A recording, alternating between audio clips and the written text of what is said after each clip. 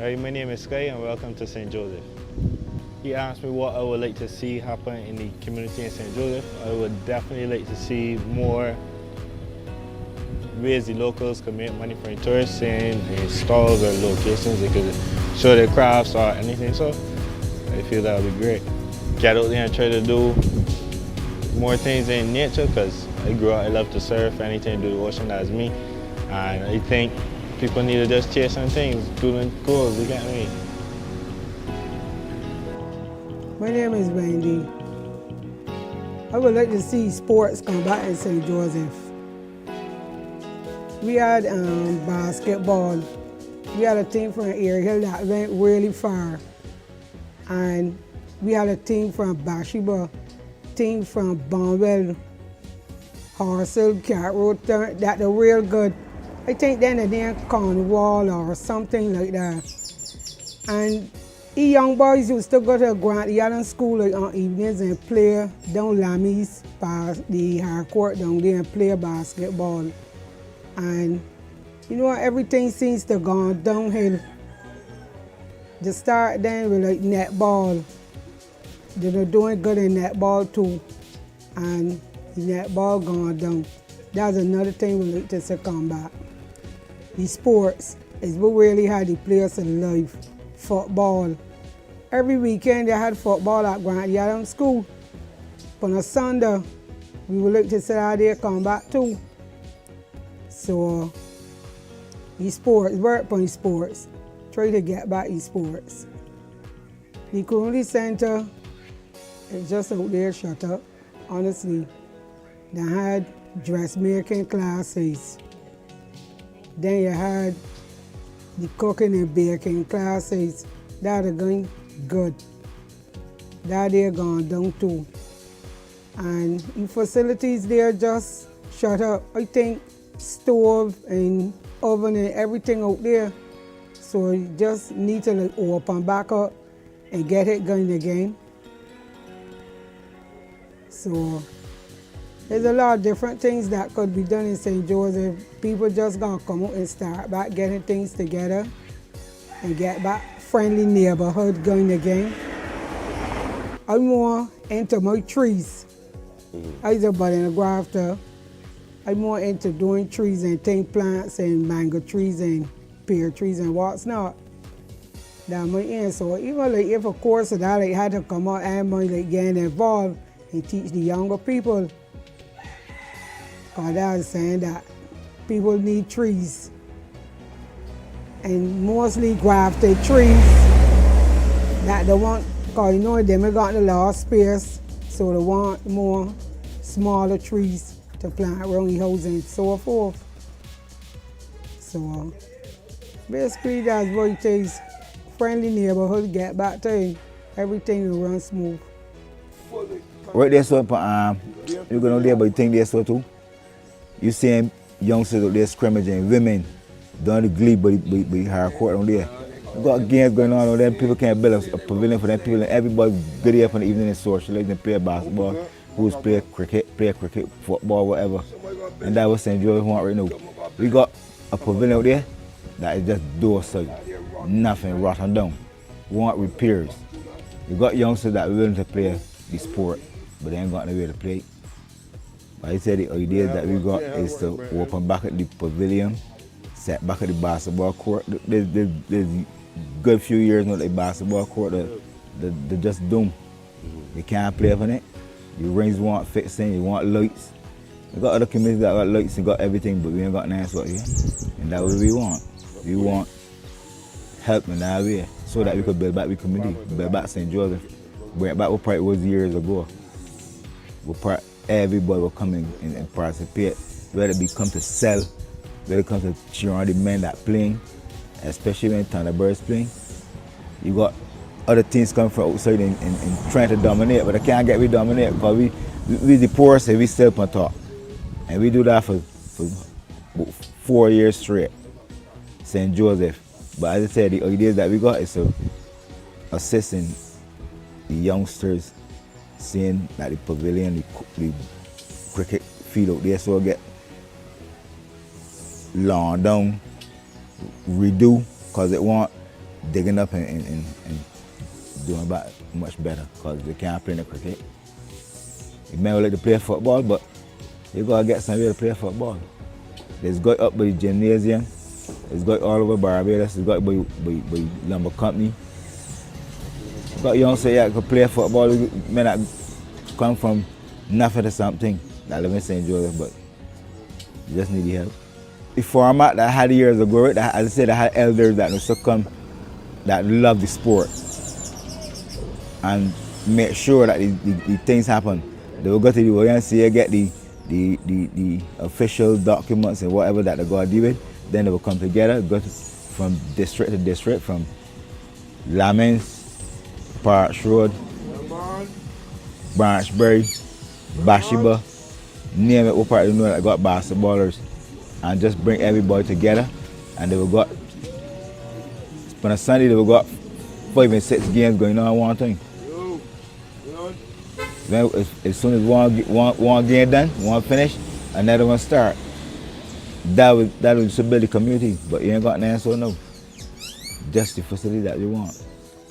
Having the facilities in the community will bring back everybody together in St. Joseph, St. Michael, all over, because it's a community thing. Because we gathering, but then we make people gather back again. If you got the facilities for the people to play the basketball, play the sports, play football, play cricket, play tennis. We had some top tennis men here too. I tell you, out here was the sporting ground. St. Joseph was the sporting ground. You could come on a Sunday, like I said, that you could got all kind of games going on. Even though the cricket, pitching, even pitch marbles, that was to bring, that a spirit thing too, bring spirits back together. Because the man want to win you marbles, you know what I'm saying? But we need help. The idea is there, but it's just the help now to get everything off the ground and running. Right, there's a lot of ideas. You got land that you could work up and plant food.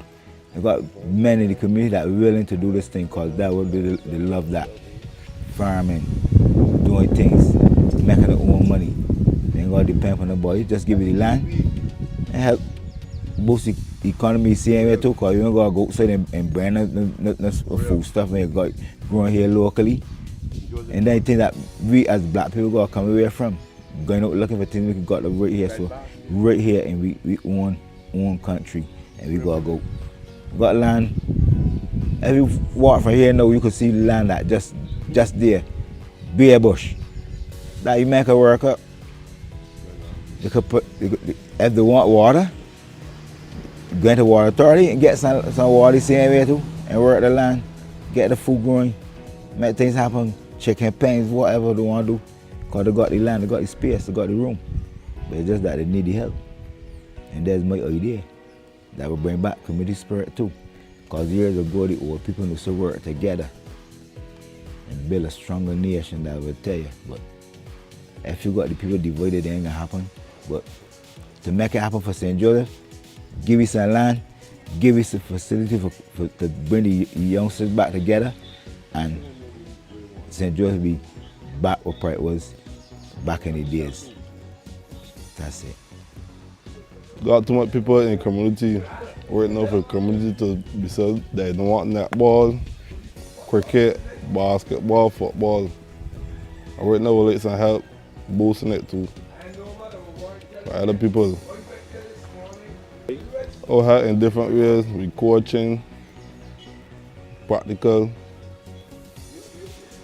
We'll help buy some balls and different things, help boost back the community. Community want a lifting, man. I got too much youngsters out here. Pavilion want fixing. Football want bring back.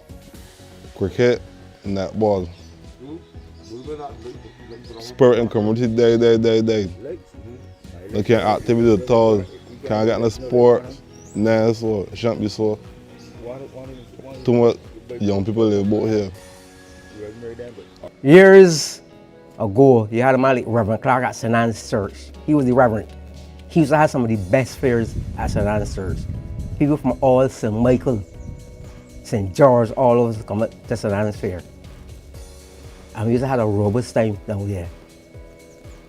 no problems, nothing. So we had St. Anne's Church had one of the best fairs in the parish of St. Joseph over the years.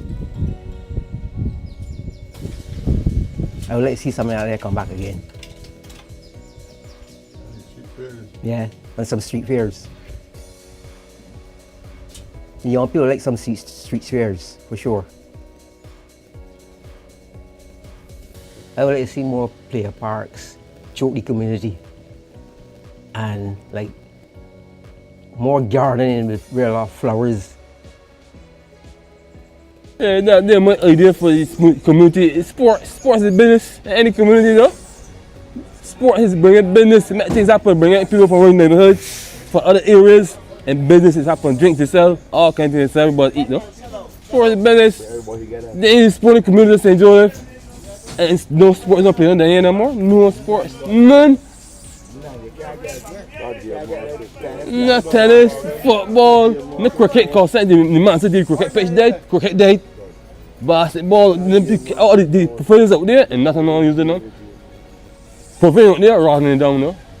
Rattling down. The first feeling about it was light split was out here in a private map on them. We have competitions, enough people, you know what I mean, man, got enough buzz in the pain, you get a little fight, a little scratch here. But that's natural though. Sports is business here, big man. Sports business. Tell me what Town of Birds, man. The Town of Birds was a big talk team, went all over the island and do what I had to do. Town of Birds put St. George on the map. In basketball, me. Yeah, bring together the who of St. George, man. Hello everyone, my name is Nikita Holder and I'm a proud Josephine. In 2018, I would have been the parish ambassador for St. Joseph, and through that program, not only did I gain more experience and more exposure, but we got to see different sides of St. Joseph and honestly walk through the parish and see what we needed to do in order to improve the area and also to make St. Joseph more vibrant and more alive. And I think one of the ways, so there are many ways that we could look at, many different things that we could do. One of the ways is definitely community engagement and getting our young people into programs that they could benefit and that programs that they could be able to develop. I think, you know, it's okay to ask persons, whether you're involved in sports or the arts, to come out, to join clubs, to come out and do things in our community, but we have to have some kind of incentives. May not be every single time, but sometimes something that is makes it attractive for persons to want to be involved. And we see all the violence that is happening, all the things that are happening with our young people, and I'm saying that if we could just get more involved, encourage our young people or our residents to be more involved, we could help them in some way, in a more effective way, in a more creative way. I am an artist. I study theatre and film. I just actually completed a show in February at Daphne Joseph Hackett Theatre, and I love to teach, teaching drama, teaching young people. I think the unfortunate thing right now is that I don't have a space, and finding the space is quite difficult. And seeing that St. Joseph, we don't really have as much opportunities to grow because we don't have the funding, you know, and funding is hard, but if we could just have these spaces, me in particular, I could get out there and I could teach the young people and we could just give them an avenue to express themselves. Theatre is a way in which we can engage and be, you know, creative, and it could open avenues, you know, not only in the arts, but in the sports as well, but we just need the opportunity, and it starts with getting spaces, it starts with getting funding, you know what I mean? So, yeah.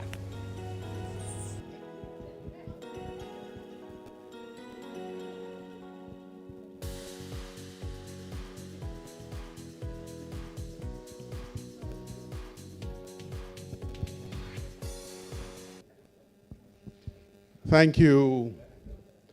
So we have a slice of St. Joseph, some of the challenges the parish faces, and some of the opportunities as well.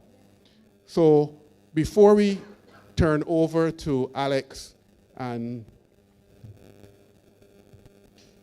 look at, before we start listening to your ideas, I want to share something with you. We were going to do it a little later, but in as much as the video focused on it. Selwyn, can you pull up? Move up one screen.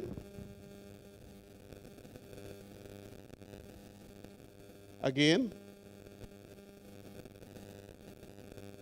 All right. Now, that is the original design for the pavilion here at Lamins. Designed for the topography with facilities for the community, but with bleachers looking toward the hard courts as well as toward the playing field.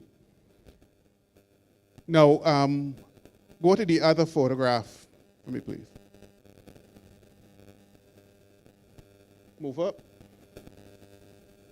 Again. Right, pause.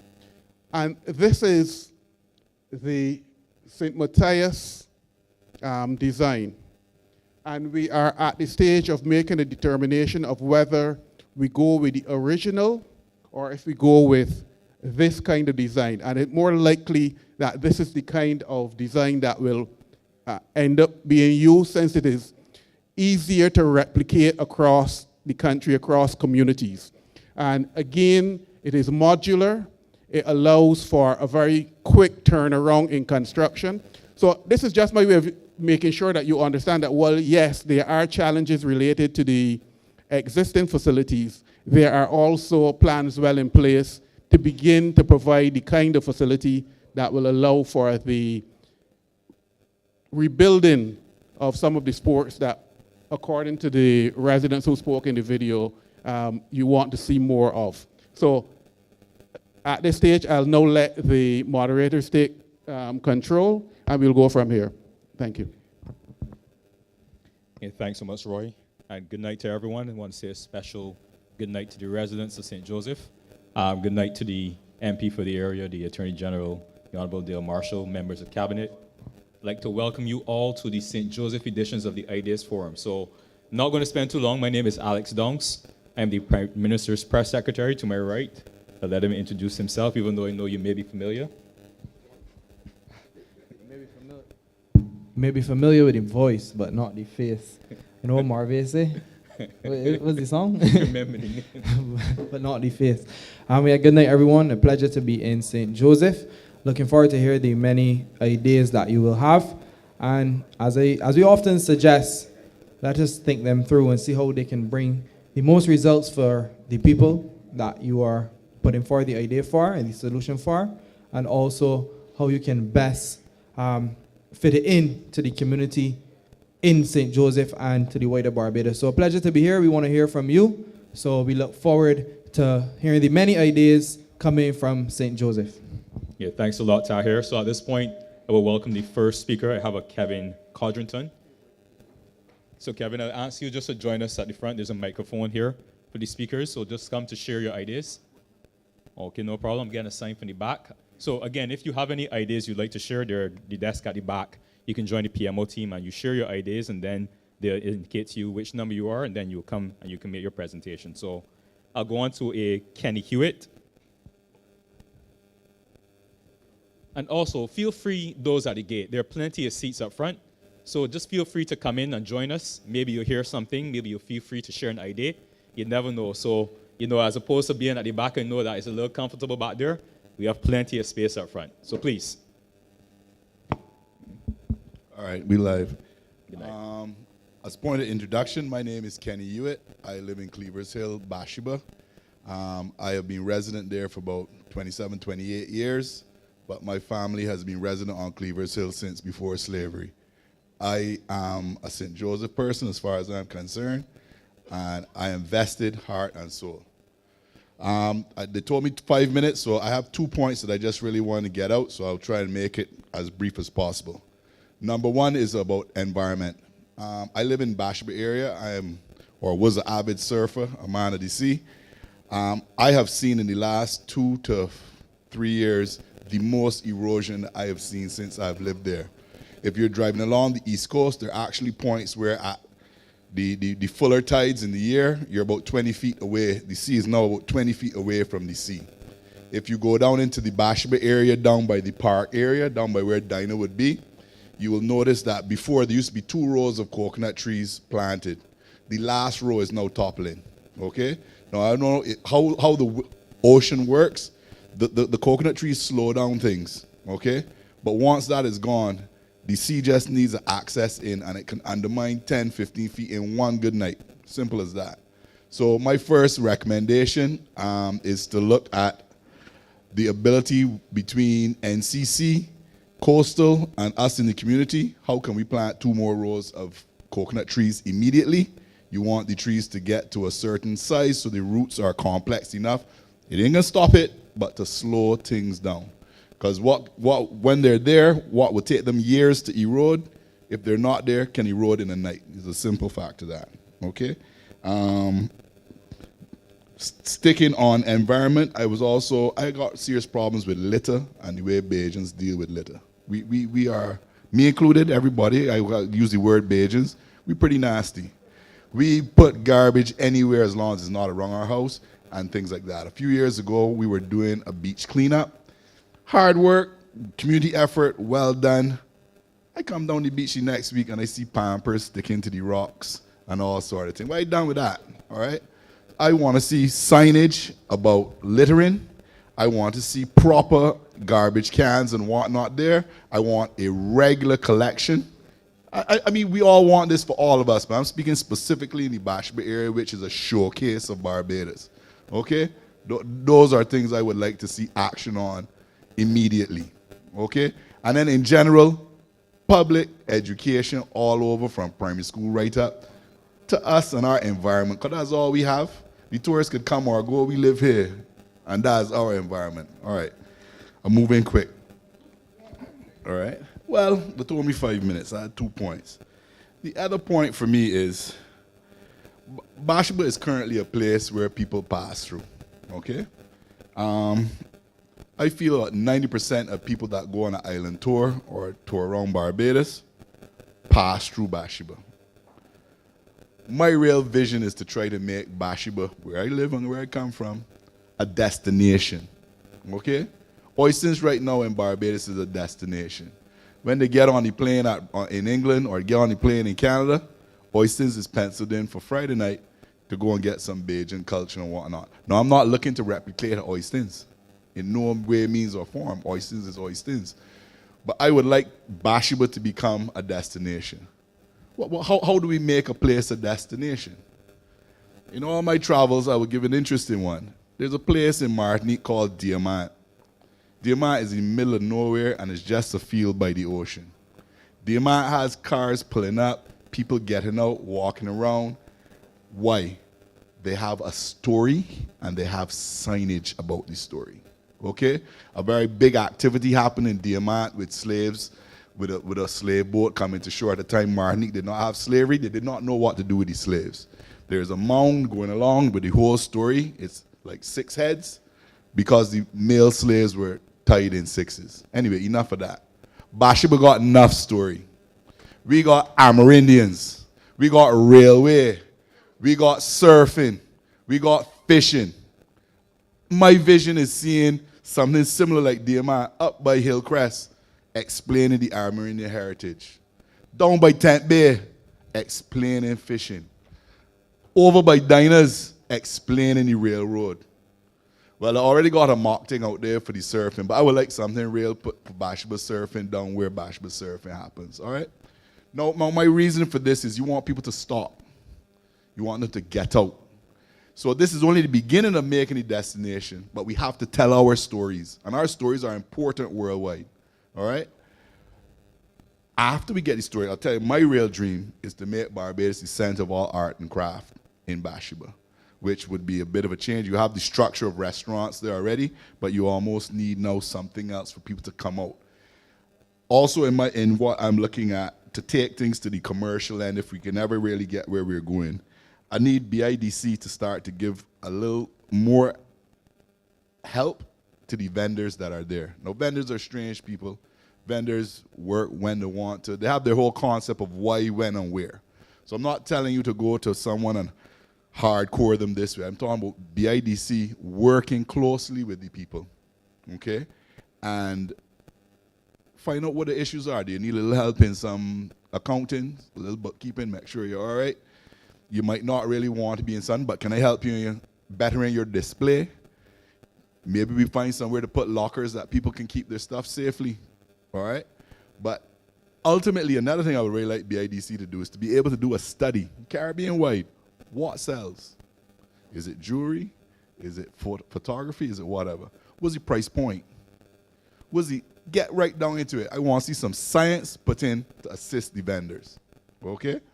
And I feel that is me rushing. And the only other thing I wanted to say with the signage and thing I would like to think for making Bathsheba a destination, it doesn't necessarily have to be cheap. Cheap is not always cheap. It needs to be permanent, thought of. BIDC needs to work in conjunction with the BTMI, with the museum, make sure the story is right, make sure the materials are right. You want to build it once, and like Nelson, 100 years, 200 years later, somebody's still reading it.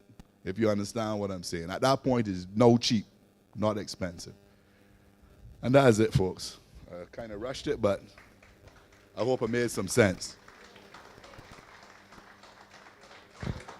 Kenny, I'd like to thank you for sharing your thoughts. Yeah, sit up front. You opened the batting strong, so that's good. So I know that we all heard the suggestions he made, specifically as it relates to Bathsheba. I think that's the one that stuck with me. I'm not a resident of St. Joseph, but like he said, people come from around the world, and they come to Oysters on a Friday afternoon or Friday night. Bathsheba has, to me, probably the best views on island. And so I'm sure that, like you, there are many people who feel strongly about, apologies, not probably, I've been corrected. So Tahir, I don't know if you have any ideas coming off of what Kenny would have shared with us. No, I certainly liked how Kenny framed it. And I must commend you for coming up and speaking to those things, especially around the history. And we need to tell the history of each of our parishes. And as what's going on, and we're gathering now as well, these standpipe stories and stuff like that. But for garbage, and this is a national issue that we are facing, because in St. Thomas, they said the exact same thing. In St. Peter's, they said the same thing. And I want y'all to think, as y'all come up here, what are some of the solutions beyond public education, beyond teaching children about not littering, beyond the signage? Do you think stricter penalties should be enforced? And we saw last week in part of the bill for more fines, more hefty fines. So as you come up, perhaps that's something you can share, and that's an idea you can share on as well, on what you think can be done, because I think a lot is done already, but how can we enforce it a little better? For me, fines come with enforcement and a whole set of structure, and that's fine. But invariably, you need to make people understand garbage and environment. Let's take mosquitoes, and you need to relate it to them. My man, you drop that snow cone cup there, that is the mosquito that bite my grandmother, that got me down by. You get what I'm saying? People are vested in a selfish way. That's how we are. But all the fines and all that are not going to do it. We need, one, it needs to be pounded into the children. No, you need to come through primary school and know that literally. Granny, what you doing? Well, uncle, you ready through that there? You need that direct pressure, but that must be ingrained. That's called education. It ain't just all about reading and writing. And those are the sort of things we as a people need to understand, that the environment is us. That garbage I dump in the gully, when the rainfall cause granny house to flood. Oh Lord, the government need to do something. What do you mean the government need to do? You do it. You need to solve it. That's all of us, as far as I am concerned. This garbage thing, this ain't easy. Bam, straight in the primary schools. I tell you, a proper program, 5 years, and the whole place is different. This is what I go to country. You can't find garbage in Japan. You cannot even find a garbage can. Them gone so ignorant. People do not litter. If somebody has something, it goes in a bag and they go home with that. You cannot even find a garbage can and not a. But if you litter, I don't even know if you get arrested. People look at you so bad, you won't pick it up. And before you go, Kenny, I'm glad you spoke on mindset and the culture. In terms of your community development aspect, what are some of the actionable items or suggestions you may have for that community development? I mean, when you say community development, I'm not 100%. Or if it's on the points that I made, I think the On community. Bathsheba, on the point All on right, Bathsheba. let's take Bathsheba. I have been now involved in, let's say, 3 beach cleanups. The first one was the first one we went all in, and I was done with that. I do have a business in Bathsheba, and yearly now, well, last year was the first year, this year we're doing it again. We're having another beach cleanup and an environmental day, whatever. We've put in all the stuff for the bags, the gloves, the this and that. If you come sign up, you get a t-shirt, blah, blah, blah, and you get something to eat at the end of the day as a community thing. Other than that, I've tried to, in our employing in the area, to be youthful, but locals. You saw Sky Greenwich earlier. He's one of our staff. And things like that, I don't mind. I just helped with some of the football in the regathering. I am into football, so I told the guys if they can come with something properly structured, it may not be funding necessary from me, but I sure I could find 5 other men to ask a question to get a little something going. But the community has to structure themselves to accept these sort of things and to work with it. I went to the regathering thing there in St. Elizabeth, and it took me maybe about 20 minutes to start to figure out the youth. That was my fault mainly because they're different to me. But I got them. I figured it out, and at the end of the day, they were youth, and I could get behind it. But it needed a little more structure and discipline for me to look at a man and holler, look, put a little change in here behind this, and go from there. That is my thinking. Right. So. Yeah, thanks again, Kenny, and I really want to commend you for opening strong, because you come with not just ideas, you have solutions, and I can tell you're passionate about the parish and your community as well. So, home for you. So it's home for all of us, really true at the end of the day. Yeah.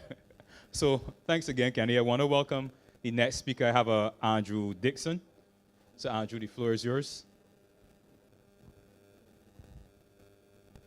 Good night, everybody. If you look and see what I have written, Kenny said almost everything. Say it better?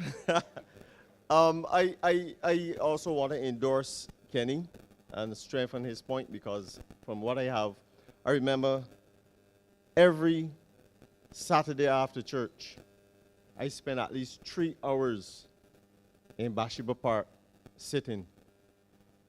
And it is so nasty sometimes to see the amount of garbage that people just go and throw all over the park. And I took a couple pictures and I forwarded them to the AG, and and he actually called NCC about it, because I believe the park also need more garbage cans. Because when I look in Bathsheba Park, there's only 2 garbage cans in Bathsheba Park. But one of the things I want to also look at, if you look at the water coming from Bathsheba coming over to the road into the sea, there's no guidance for the water to go into the tunnels. The water just come off the hill and run into the sea. And by doing that, all of the right side of the road is breaking off. So what you're actually having is a lot of corrosion on the right side due to the water. So my suggestion is that we look to see how we can build, not a sidewalk, because I don't think a sidewalk will be adequate for that side, but it's something, not even a gutter, what you call the slip and curb thing, where you just put that little slip and curb, so you will divert the water from going over to the pasture, and it will just go into the gutter then, and stop the right side of the road from falling over. So that was one of my points. During the the next point is actually some of the vendors spoke to me, and they were saying that they only allow 2 vendors on the Bathsheba Park. And I understand where they were coming from, because when the tourists get off the bus, the tourists go to the bathroom, they go to the pasture, they go to look at the rock. So that's an area that actually captured a lot of the tourists. So I think what we have to do is to provide more stalls, or provide stalls somewhere along the coastline, along the sea, so that the vendors, and we can increase the vendors, because some of the craft the young people showing me They look really nice. And the people that are actually selling, the young persons that are not selling as yet, the craft that they have in their possessions, out of this world. Beautiful. And I think we have to give the youngsters the opportunity to actually showcase their talent and allow them to also make some money. And that was one. The next one is I took a look at the gathering, the sporting activities, and I realized that we had a very powerful sporting endeavor. And I want to suggest that we continue yearly or next year with the same vein where we bring out all of the youngsters. I saw some 8, 9, and 10-year-old boys playing against 16, 17 big men. I mean, I seriously, young fellas, and if I had a thought that the youngsters, I was writing them off, I had to take that back. Because the youngsters were actually anxious about doing something positive. And I like that to see the youngsters actually came out, and the football went all the way till 12 o'clock. And not one youngster left from the football field. So I want to suggest that we continue. I don't know if the government will be willing to sponsor the same or a portion of the funding to continue some of the activities that we held through the regathering to actually continue in April. Some people will speak about other events, but one of the events I want to speak about is the sporting activities.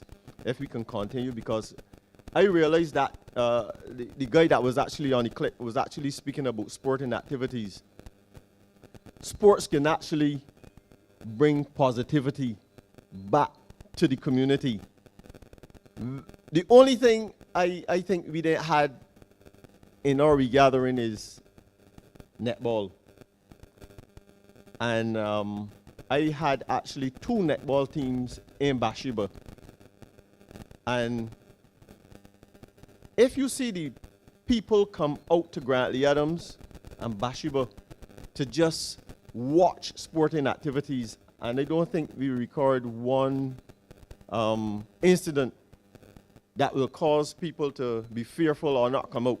So I felt good to see the older people coming out with the benches, again, coming out of COVID, and watching these sporting activities. So I want that we, Mr. AG, that we will continue to have some sponsorship. And I prefer if the government can start it off, and then we can seek private sponsorship. But if the government can, through the Sports Council, can actually sponsor the football, the basketball, and we must include the netball, because there are a lot of women and young girls in St. Joseph who can play netball, and I think from my experience, I know a lot of men like to watch the girls playing netball. So I mean, the guys come out and they feel relaxed watching the girls play netball, and the girls know that the guys playing netballs, watching the netball, so they can play a better netball. So I want to actually see the sporting activity. Last year, I asked the Prime Minister for Grantley Adams so that we can play basketball. At 50, I still playing with the 20s and the 30-year-olds and still keeping up. And we were honored with that. And every night we play at Grantley Adams with free lights. I asked for that, and we got that. And we play every night at Grantley Adams. So I want to see sporting activity in St. Joseph continuing, and bringing out the older folk to actually support the younger people. Thanks a lot, Kenny. Don't go nowhere. I just have a question for you. Sorry, apologies, Andrew. I have a question for you. Because Kenny bring the same ideas, but you can get the questions. So right, go ahead. But it's just a question for you, because you spoke a lot about, like Kenny, a lot about the things that are being done by the youth in the community. So whether it be jewelry or crafts and so on, and the high quality that they're producing these things at. While we were in St. Thomas for the Ideas Forum, we had a gentleman made a suggestion about agriculture, but I would like to see what you think about extending it to St. Joseph in the areas that you're referring to. So his idea was to have a community market, specific day where you invite people from across St. Joseph or across the communities. Bring your crafts, bring your items that you have on sale, and let's display it for everybody to see. So I think that's a good idea, but I was speaking to Matthew, and I think Matthew want to bring that idea because I think he have a broader perspective on that issue. So I think that since you asked that question, and Matthew didn't put his name yet, I don't know if the guys at the back will allow him to come. We have a and Matthew in the speak audience. to that. Matthew, you willing to share the idea that you have, or? Come, Matthew. Well done, Matthew. Come.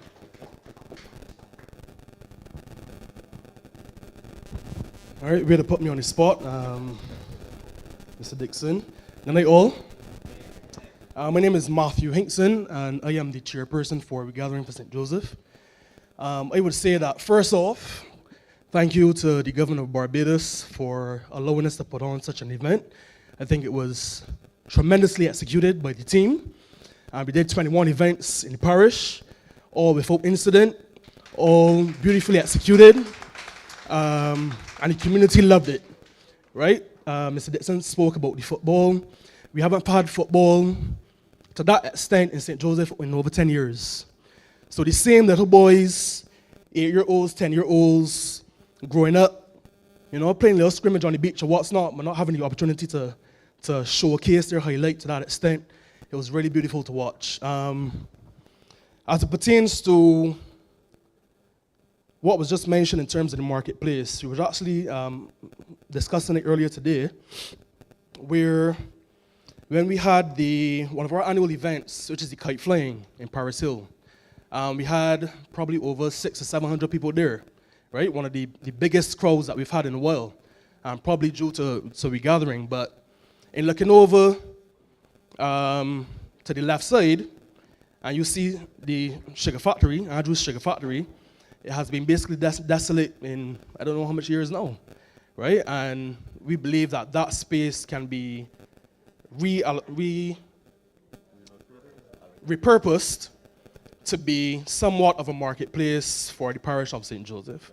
Similar to how you have Hayman's down the road, you have something similarly in Brighton, right? Something could be done in that same spot. All it needs to be is cleared away. We have enough vendors within the parish. We have a whole list now of 21 vendors or so that, you know, from food to arts and craft to selling their own chicken, pig, whatever.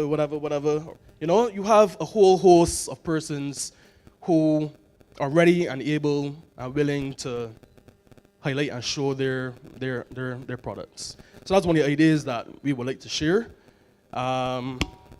Now that I am up here,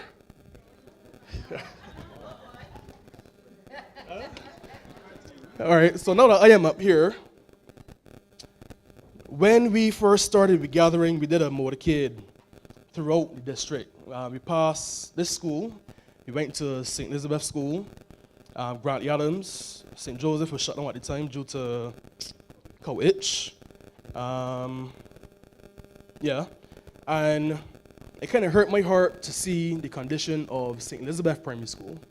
I'm not sure when it's the last time any of you have been to St. Elizabeth Primary School. When I walked up to speak to those kids, the entire school was sitting out in front of me and I thought it was just a class, right? It was that bad. Probably between class 3 and 4 was maybe 8 students, or not even that much, maybe 6 students between class 3 and 4. I've heard of stories of children wanted to move up, but because there's only one child, they got reverted back to the class that they were previously in, right? And that's not right, in my opinion.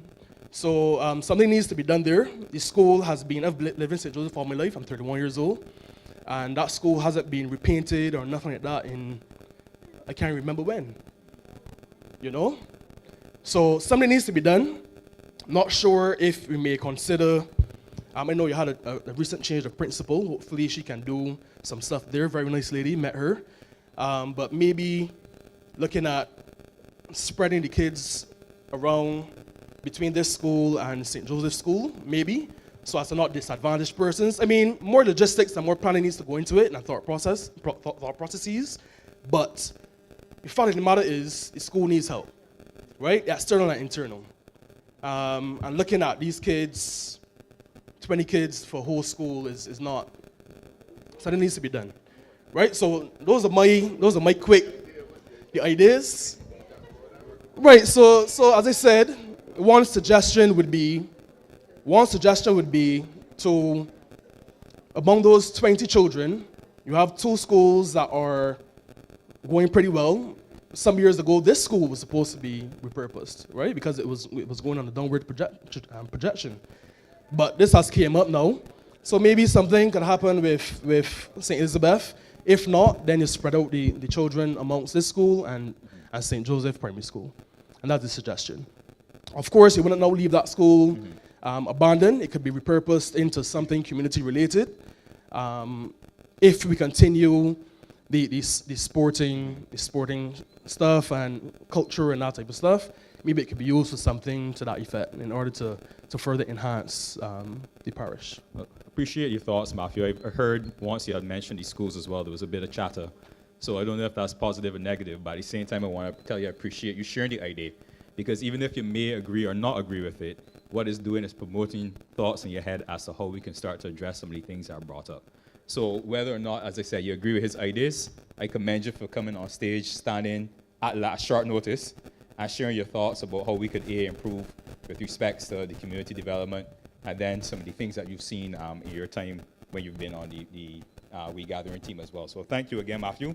I'd like to everyone to just give him a round of applause.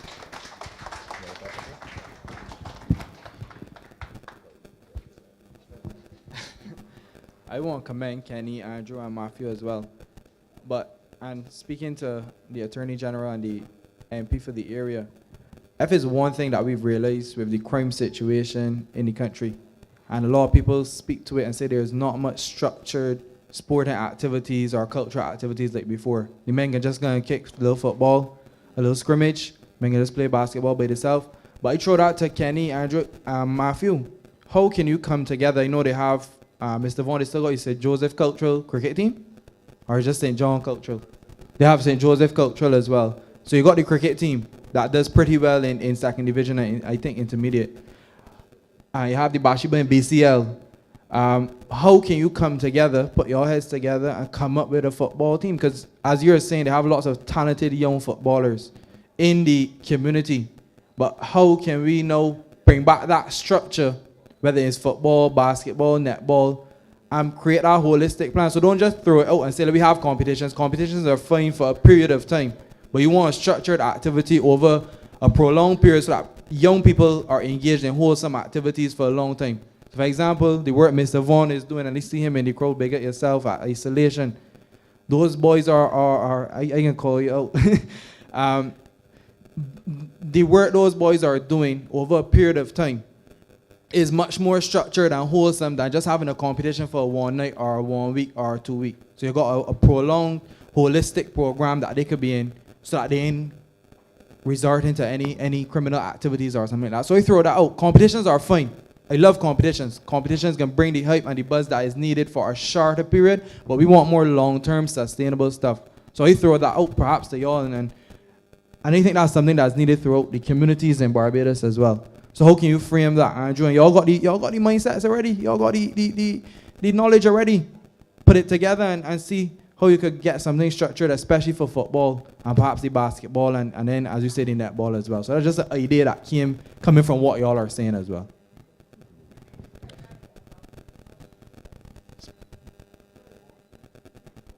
Yeah, come to the mic. Yeah, I just want to encourage you as well. I know that you have the structure if you're having your ideas, you go into the table in the back. But the youngsters that just came in, right on cue, I just invite you, they're seated at the front. So please don't feel shy to come up. We're all sharing ideas as one family, we're one community, you know. So there's a bunch of seating here to your right. You can just come forward. Thank you very much. And as I was saying, yes, we have a structure. Welcome.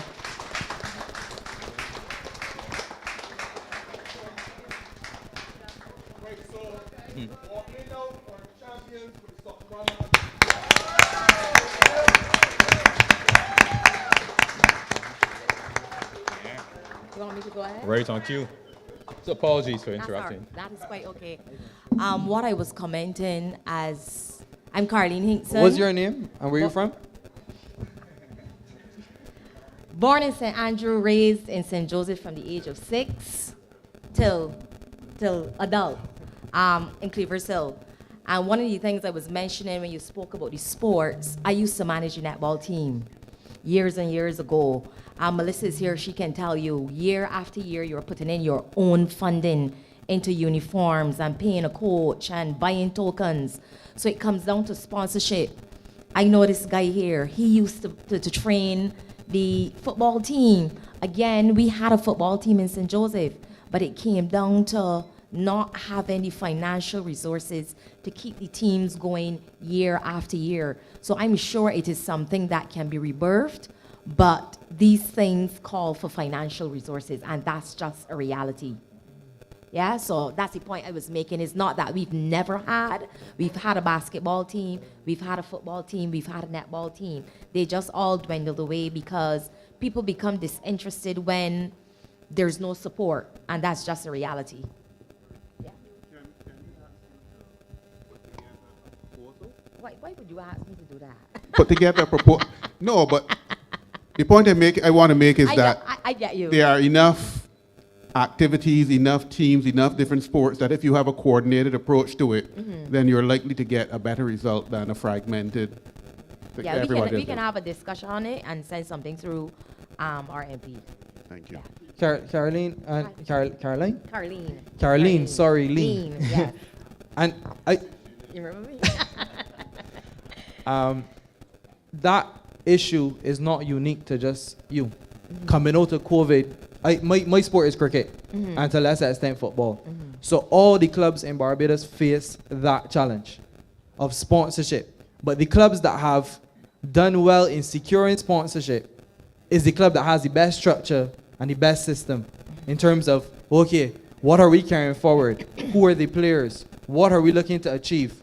You know, what are you getting for your sponsorship? Because companies are not just going to give anymore for giving's sake or just to put the logo on a shirt. What are we getting back? What is the promotion you're giving? So if you could create that structure and that system, trust me, you would get the sponsorship. The clubs, the few clubs, and they could probably count them on one hand in cricket that have done that well, have gotten the sponsorship that they required. So if you could create that structure and that system, I could certainly help you with that. But Roy would then be the next person you could speak to in terms of getting the support perhaps a little higher up the chain. Yeah, and just to add now I am here, what you saw in the month of April surfing, I remember as a teenager in my early 20s, November was the month to look forward to the big surfing competition. Friday, Saturday, Sunday, stalls, music, models, everything going on. And Bathsheba by night was a thing to look forward to, Independence Time as well. So these things are not new. They just need to be reinitiated and reactivated on a yearly basis. Yeah. Well, Caroline, thank you so much for sharing. What I will say, you're throwing out a challenge. Roy's thrown one to you, and I think you've thrown one to the rest of us, in that there's so many things, institutional knowledge that you, the residents of St. Joseph, had, how things were, how things should be. So I really want to encourage you to continue thinking, not just now, but after the Ideas Forum as well. How you could start to do some of the things like Tahir suggested, putting a proposal together. For you, it may be football. For someone else, it may have an idea. You know, how can we start to structure these things so that by the time we come around next year, we're no longer talking about what we hope can happen, we're talking about what has happened already. So again, kudos to you for coming up. Right. I really appreciate it. It is okay to write proposals, but I have been a civil servant. I don't want us to sit down and write proposals, put forward ideas, and then we don't get execution in terms of the support that we need. Good. So don't make me sit down and put my head together with my team, and then next year, the same time, we still begging for help. Send your proposal. All right. I appreciate it. Thank you so much. Are we?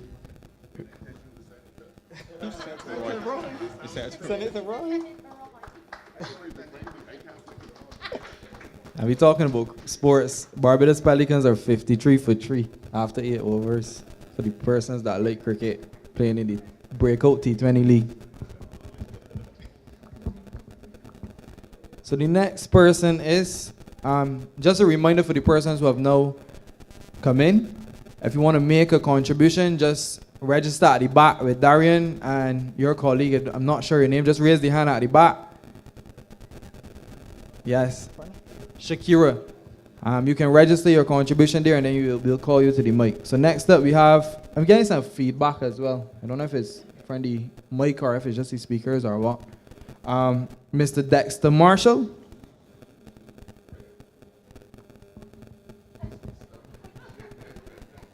Just say where you're from, Dex. I think everybody knows where you're from, but.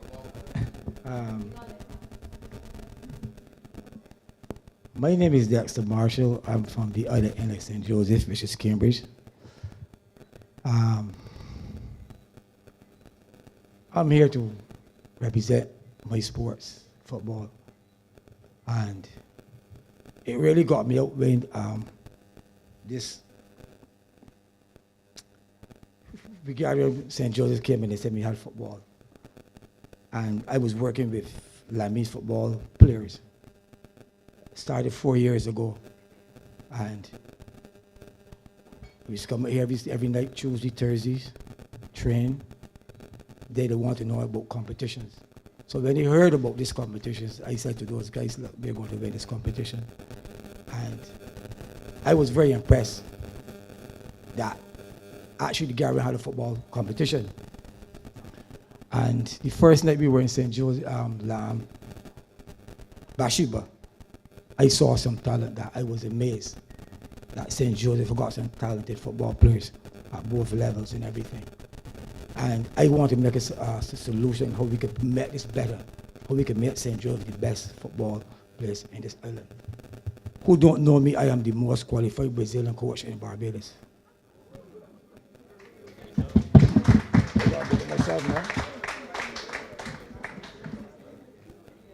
I have a big contract in Brazil with a Brazilian company who is looking for Barbadians talented players. And my solution for St. Joseph is that I would love to see an inter-parish competition where as a professional scout and an agent, I could go around St. Joseph and look at the best players, put them in a better program where that I could call on my scouts from Brazil to look at our talent in St. Joseph. As I speak, St. Joseph have the best footballer in the island. He's right here in this film. Just like to welcome the Prime Minister, the Honorable Miamor Motley, joining us. 11 p.m.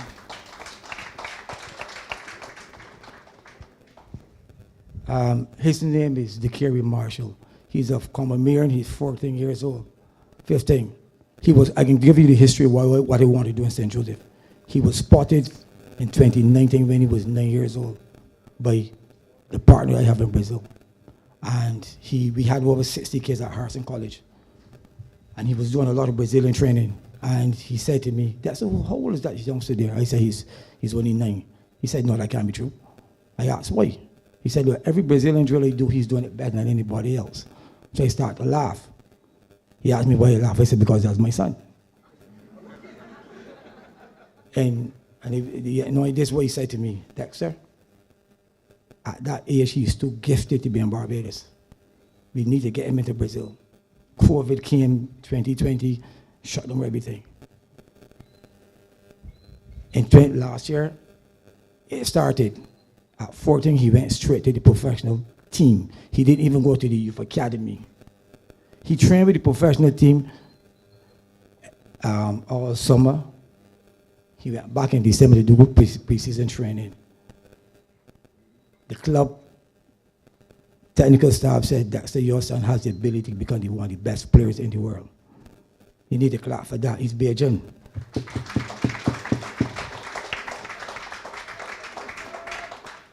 The report, I got back a report, and they will sign the carry to be a professional player this year.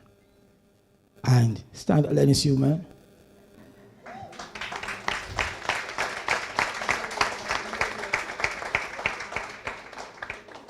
Mr. Marshall, he's a Comamerian. So we need right? He's a Comamerian. He's 15. He's 15. That's the studies. Anyhow, so what I want to do is for St. Joseph and for Barbados in general is that for St. Joseph, I would like to see a program where the footballers are playing football and the parish competitions. I want to use my contacts in Brazil to place Barbadians into professional football clubs. If we can get 50 professional football players in Barbados, our economy is going to grow more. Because these guys in Zimbabwe want some of their money to help feed their families. But if we could get 50 footballers off of these streets, we've done a lot.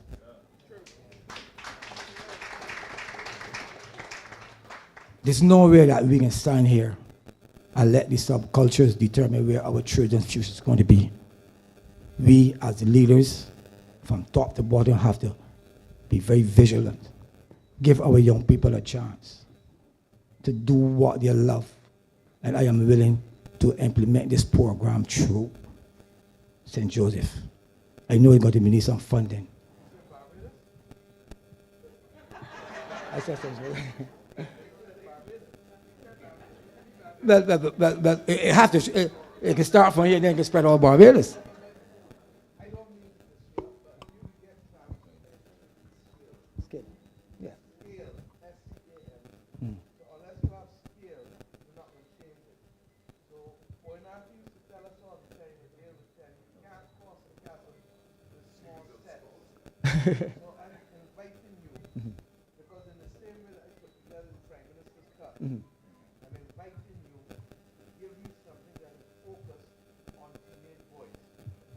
But yes, ma'am.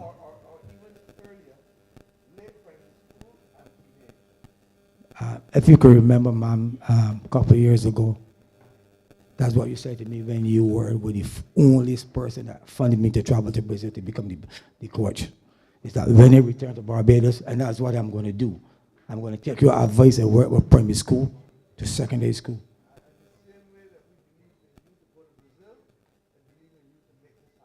In the name of Jesus.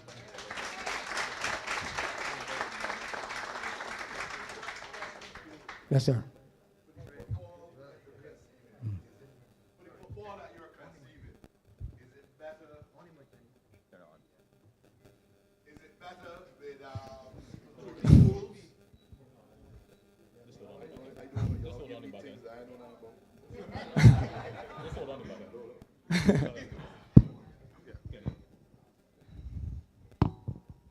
In your vision, is it better through the schools, or are you looking for outside the school club setup?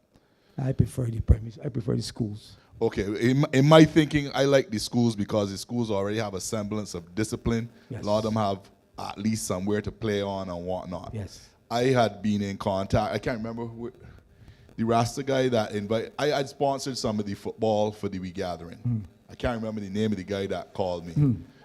Lavi, right. But I had told him I could be interested in myself on trying to get a few more people together, but y'all have to come with a program. In other words, what we did at the St. Elizabeth School was fine. That was fun. I had a good time. That is not, that, what you talking about is serious business. That's serious business that I want to be dealing with, if you understand what I'm saying. I understand. But y'all have to come with a proper program so that I could look at it and say, yeah, this making sense. And I could go to another man, boss, look at that there, you could put a couple, you understand what I'm saying? Yes, I understand. All right. Whatever I do it very seriously. So Caroline, you see how it connecting? All the dots connecting? Your homework done already? Good, I love to hear that. Give yourselves a big, this is the best ideas forum so far. Begin the ideas, the projects, the solutions. Everything all in one. All in one. This is St. Joseph community vibes. This is the era here. Big up yourselves for sure. Give yourselves a big one. No, another round of applause for sure. So a little earlier we had a little impromptu discussion with Matthew. I'd like to do that just again. I'm sorry that I'm going to have to ask you, but I see you with the trophies in your hand, young men, so I'm just going to ask you to come up and introduce yourself and big up yourself because you're doing some big things. I see your coach as well. Don't be shy. Don't be shy. So say your name. You say your name. Which school you go school at and which position you play. Or if you don't go school. Yes. Good night. Good My night. name is Taquan Hinkson. I am the goalkeeper for the team.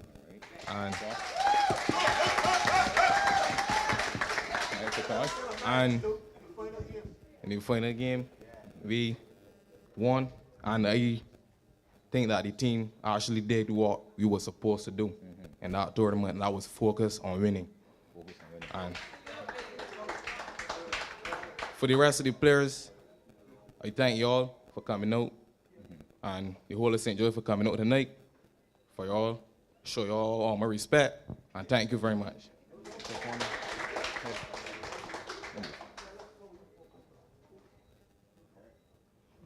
By just focusing on game, for any game we had to pray, and just went forward from there.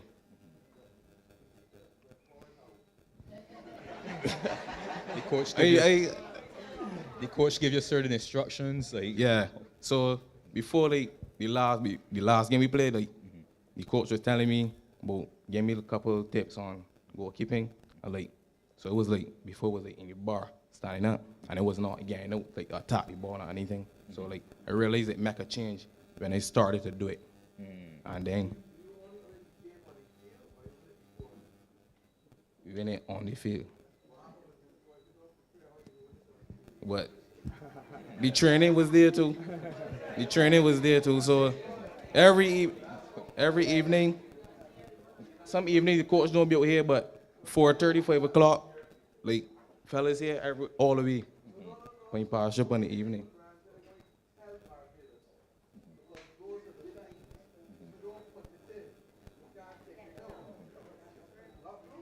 Yeah.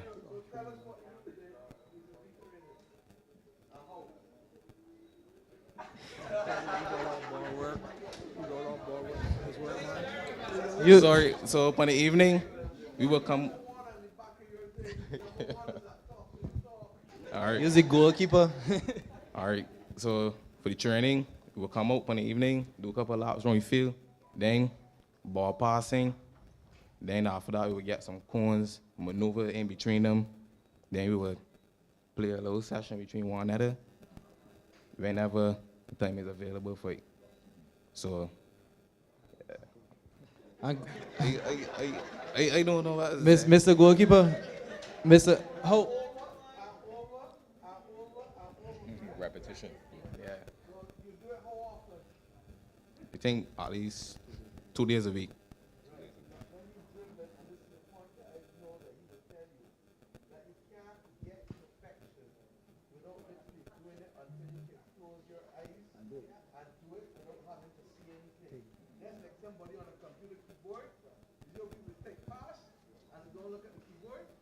Yes, please.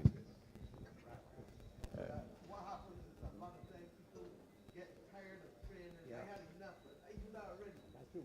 You ain't even start with best musician, best sportsman. Repetition. Yeah, thank you.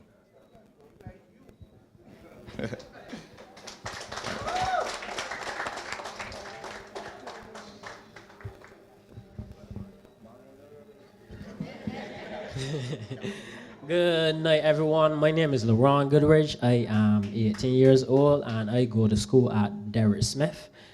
The Derek Smith Center and Vocational Center. What I can say is that, as Miss Mia said, the Honorable Prime Minister said, practice is key. It doesn't mean that practice really doesn't mean perfect. It leads for improvement. It leads for improvement. So the more we practice, the more we improve. And on the day, yes, the coach taught us, tell us what to do, what we had to do on the field. He taught us and tell us what we had to do off the field to prepare to go on the field to do what we had to do, the work we had to put in. And we prayed, We thank the Lord that we got where we was at the day. You know, a big pastor had a prayer for the team. Had a prayer for the team, but you know, it's good that I'm seeing a lot of improvement and a lot of things being done. I don't know if I can say it, but it's sad to say that we had to win this tournament to see that things had to be happening and stuff like that. Honestly, that's just my point of view. It's sad to say that things had to happen. We had to win this tournament for things to start to happen. Things should have been happening every second. This tournament shouldn't be pushing nobody because we won this tournament. This thing should be doing. Things should be happening. We should see everything improving. The pavilion, it shouldn't be where it is right now. That should have been dealt with every since. Every since. We shouldn't be winning. We shouldn't go win a tournament for. We shouldn't go win a tournament for a pavilion to get fixed, for people to come out, for people to start supporting us. Come on, we shouldn't be doing all that. We should have been with this. People should have been come and support, and we shouldn't go win a tournament.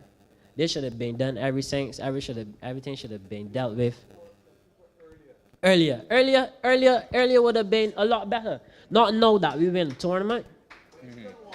I still want it, yes. Of course.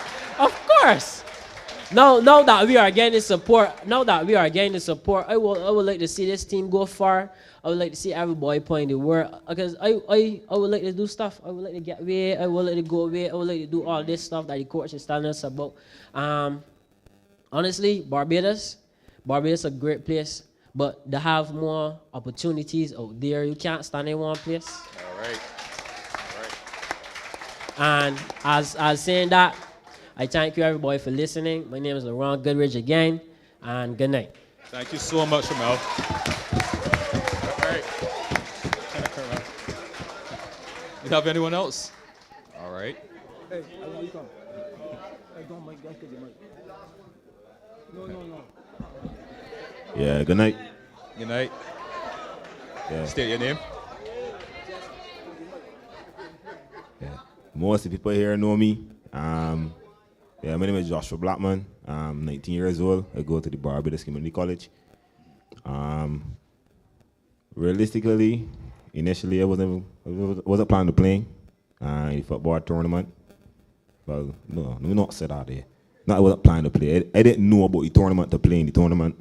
So after the first session down St. Elizabeth, the fellas reached out to me and was telling me, well, to play 2 games down St. Elizabeth, and I want everybody come out to play the couple knockout games we got at Granley Adams to leave it to winning the competition. So first off, I would like to say a big shout out to Hillary Austin, because he's who started. I got also give a big shout out to Coach Dexter, because he used to come out here after every day working. I know I used to see him down all spring working every day in the sun, you know, to help me to push the football further. I would like to first, yeah. So thank you to both of them for supporting the guys. Playing the same uniform right going on my back right now, playing. But I just want to say again too, the same competition, the night, I remember the fellas went out there, and I remember beforehand I was starting to carry. Realistically, we could win this competition, you know. Like, I watching these fellas play football, and they can't play the football that we play. We play, like, as I didn't say we come out here, they say 2 days a week, but from what I can remember, we must go there every day. Every day we playing football. Every day we playing football. And it's like, them is teams that only come together for the competition, but all we grow up with each other. Are we playing football for years together? So I tell the fellas that we got it and we to win the competition from the start. And that's what we went trying to do. That's why I listened to what the coach was saying. Because he and Hillary, they so believe in us. And I want to big up all the supporters that I ended up seeing that night as well too, that come on and support us, because we were playing.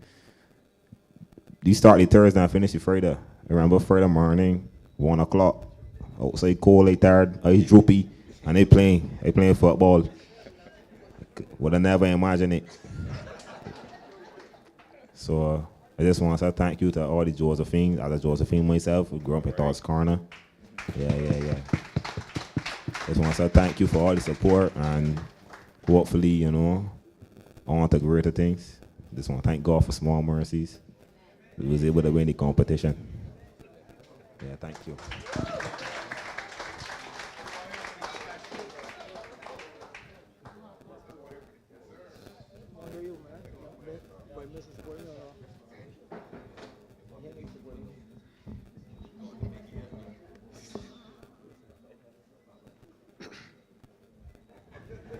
No. There you go, water. Do some jumping jacks or something. Yeah, Pops give you some pressure.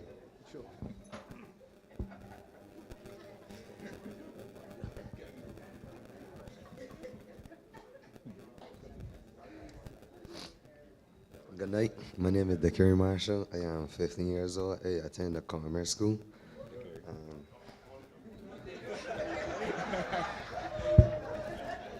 I don't know. Yes. Say that you are going on a professional look. What is the difference in training? What is the difference in the discipline? What is it that's different from playing in the back of the guys? And what is necessary to go to the next step? First, in Brazil, they play with more intensity. 5 days a week. Both. Monday, Wednesday, Friday would be field. Tuesday and Thursday would be gym.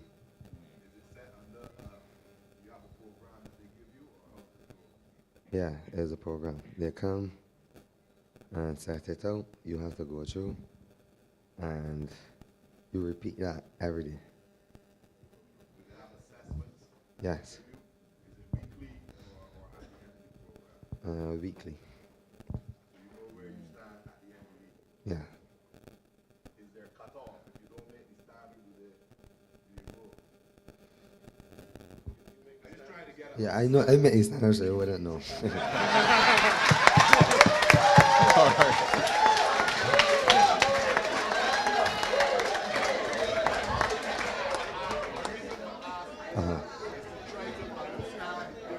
Oh.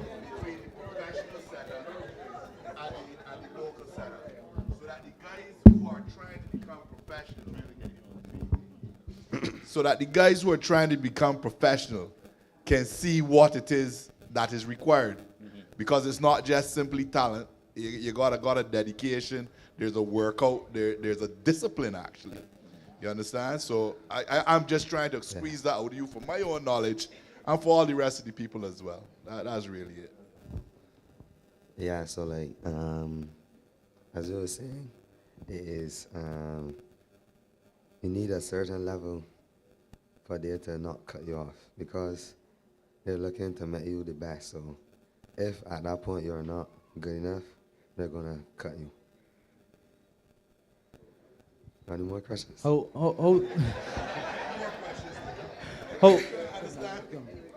did you feel? How did you feel when you won that night?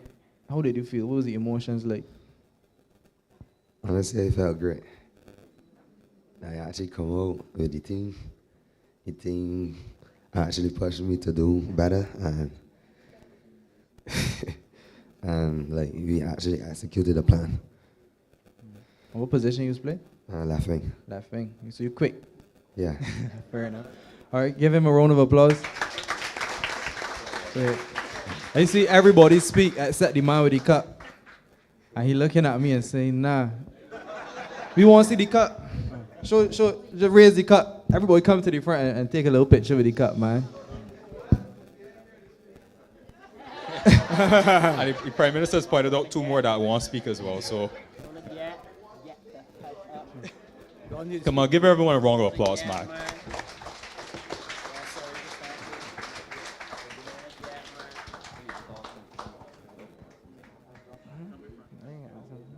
front. Come in front.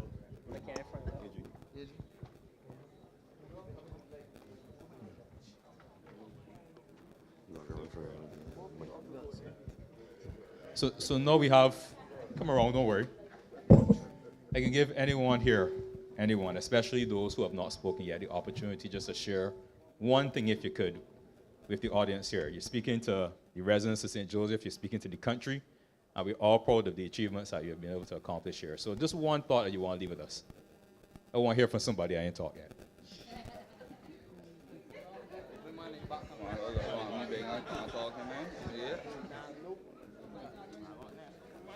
Yeah, don't be shy, come on. No, I will give you a microphone so you don't have to come to the one. Just come so everybody can see you. Who's the captain? The captain? Captain. Amen. A word. You want me to interview you? You want Alex to interview you then? Like on Premier League? How did you feel? How do you feel winning?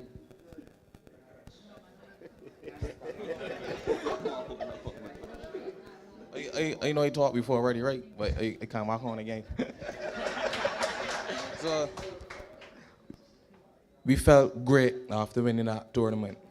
And they didn't want to do it, but the goalkeeper can't forget about me.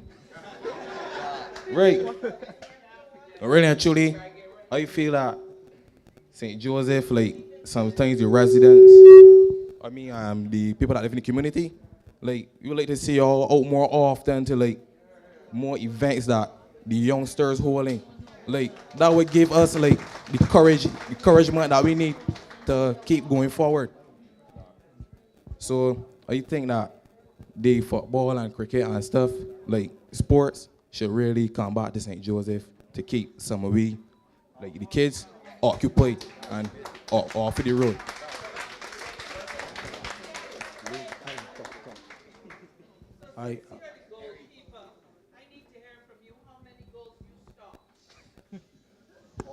Pressure, boy.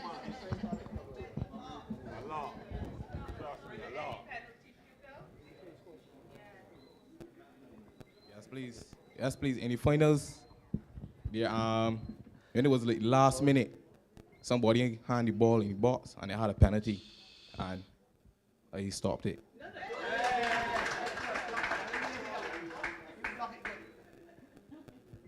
Then the first game that we played down Bashiba, it went into penalties too, and the last shot, they saved that too. All right. Is the penalty boss? In closing, come back here, Dickery.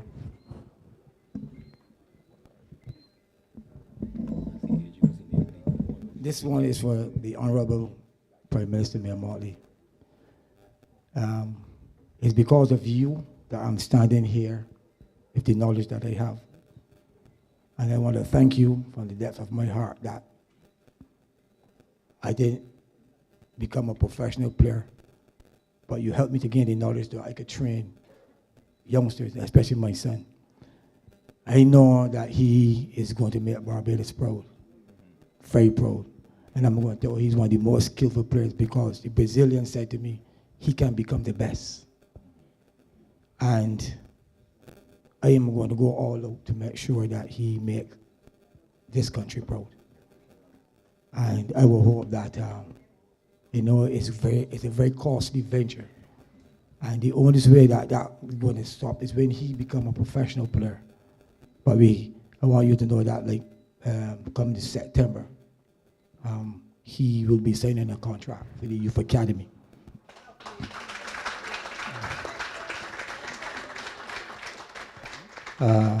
Come January, this is his last year in Barbados. I have to go and live with him because that FIFA says that no minor cannot leave a country and go to a professional club unless there is a guardian. And I ain't letting nobody be my guardian, my son guardian in Brazil, but myself. So I will be away for 2 years, and then from there, their hope is to sell him to Europe. So Mr. Prime Minister, we need to help.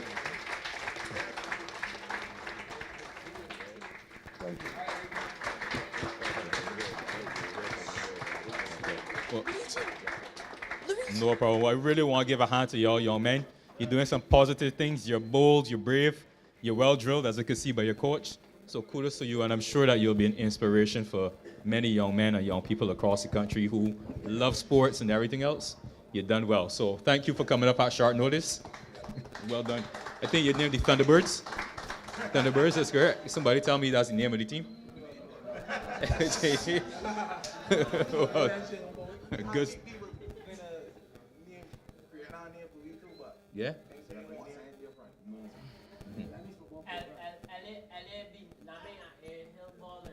Ballers. All right. I love it, man. So you got the name of the club already. Name of the club. And as you were speaking there, one idea came to mind. You know the Prime Minister's Cup is this year, and is mostly for clubs. Perhaps a team from St. Joseph can participate in the Prime Minister's Cup where you could get, because there's other footballers that wasn't in the Prime Minister's Cup that they made the cut for a lot of the clubs. So perhaps they can come, more senior footballers can come and play alongside, and they could be a part of the Prime Minister's Cup as well. So that's just an idea throwing out to the organizers of the Prime Minister's Cup, and I look forward to AG, you supporting that and ensuring that we can have a team from St. Joseph's, and that's including the community into the Prime Minister's Cup to close the loop of what we're trying to do in terms of developing the semi-professional leagues through all the sports in Barbados. So I look forward that perhaps could be something that could be taken forward, because as you see, you got the talent here. It's a great idea, Tahir, and I want to thank everyone. Give me a round of hand. Give me a round of applause. I want to thank everyone who shared ideas tonight, those who were scheduled to speak, those who heard the ideas and they felt that spark in the mind, came up and they had the bravery to come up and share with themselves, and especially the team. You've done well, so I hope you remember tonight and continue to take it with you. So, no, initially we had a Kevin Codrington who was scheduled to speak. I don't know if Kevin is here as yet or he's willing to speak. No? Okay, no worries. So Roy, I'll hand it over to you. Thank you very much, Alex. Before Prime Minister speaks, the gentleman, the youngster footballer from the community college, what's your name again? Joshua. Hmm? There was something he said that I thought was important because it spoke to community. It wasn't just about sport. It was about community and the sense that the guys play together, they live together, they interact together. It is more than just a football team. I think that's an important message that ought to go out with you tonight. Now, since we started Ideas Forum in January in St. Lucie, we have tried to bring to the audience a sense of where government is going in making life easier for citizens. And a lot of it has to do with digitization and using technology to make the life of Barbadians a lot easier. Now, one of the departments that for a long time has taken a lot of lashes, and rightly so, has been the Barbados Licensing Authority. And we have been working through the Barbados Licensing Authority and the Barbados Revenue Authority to make life a lot easier for Barbadians. We are going to show you a video, now it's a very short video, of one of the changes that has taken place that is supposed to help you to take away the long lines that now operate or had operated at the Licensing Authority for a long time and renewing the registration of vehicles. This is now an electronic process, just like how you can log on and get your certificate of character, police certificate of character. The system is now automated for registering private vehicles. So when you pay your insurance, the information goes from the insurance company straight to the records of the Licensing Authority. When you now log on to the Licensing Authority, you just go through and create an account, put in your information, such as your the VIN number on your vehicle, the registration number and such like, and it tells you, print your registration certificate. You keep it on your phone, the police stops you, you have it there, you have a registered vehicle. You don't leave your house, you don't go to the point, and that's that. The next step is going to come with driver's licenses, but I'm not going to tell you about that tonight. Selwyn, roll the video from Barbados Revenue Authority. Hey Barbados! Renewing your private or commercial vehicle registration got easier and more convenient. Introducing the Digital Vehicle Registration Card.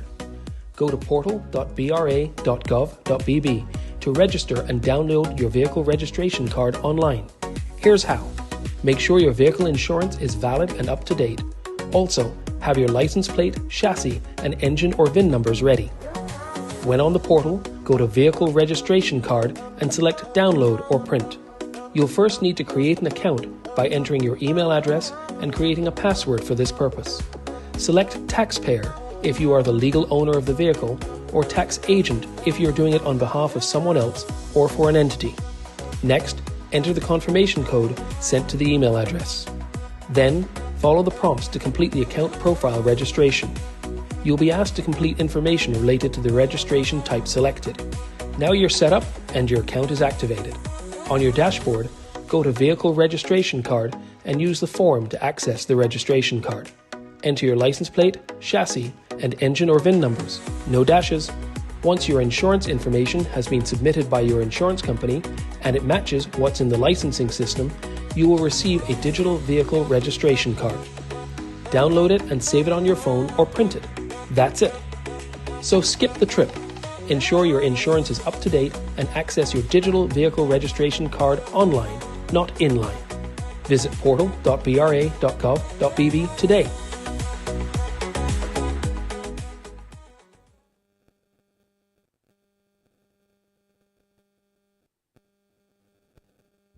Prime Minister wants to say a few words, but we're going to put her on hold for a minute because apparently there are some other people who want to make a contribution, have some suggestion. So, Melissa? Is Melissa the only one, or is there somebody else after Melissa? Natasha? Latasha?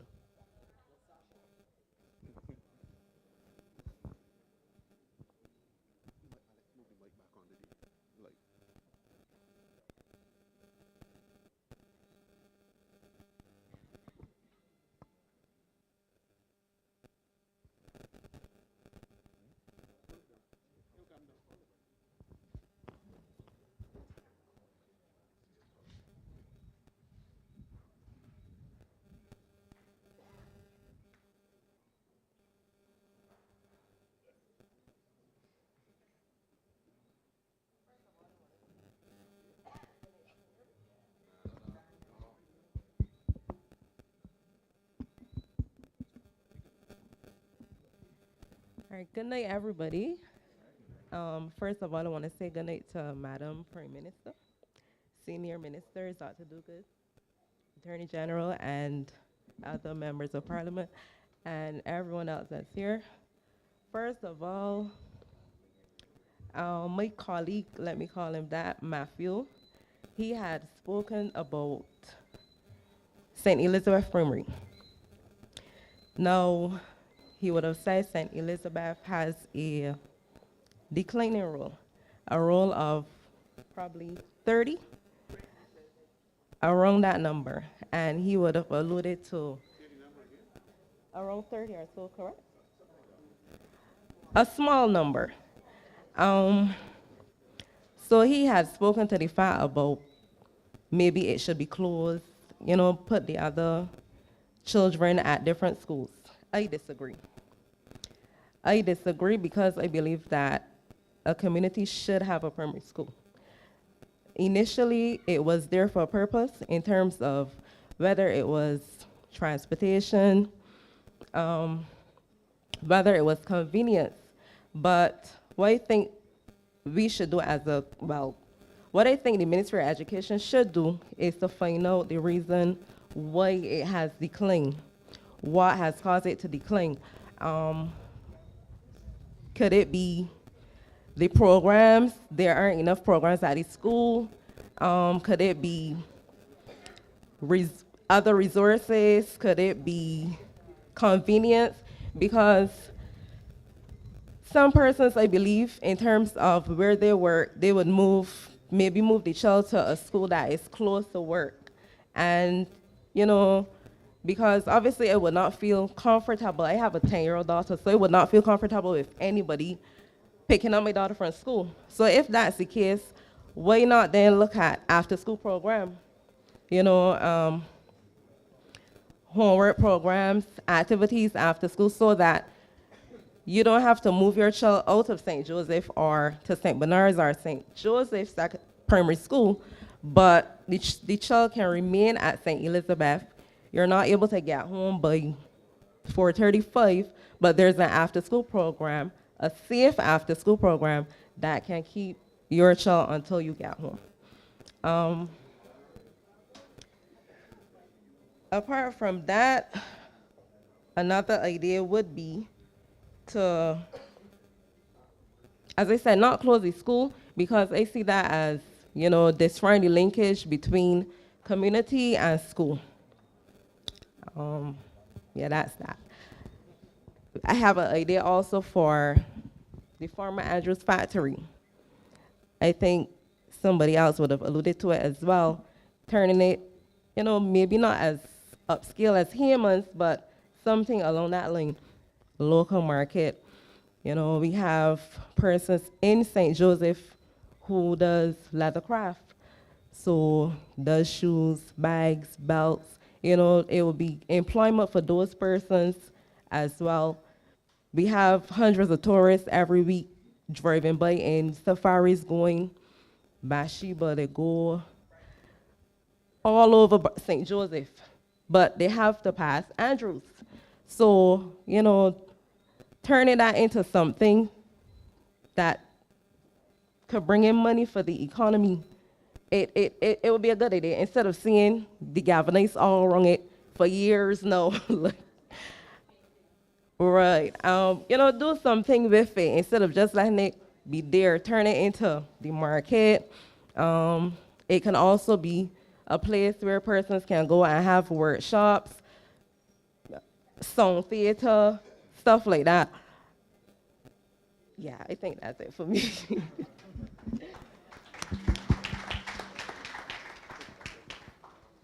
I believe we have a next, LaSasha. Said it correctly, LaSasha? LaSasha, okay, but the floor is yours, LaSasha.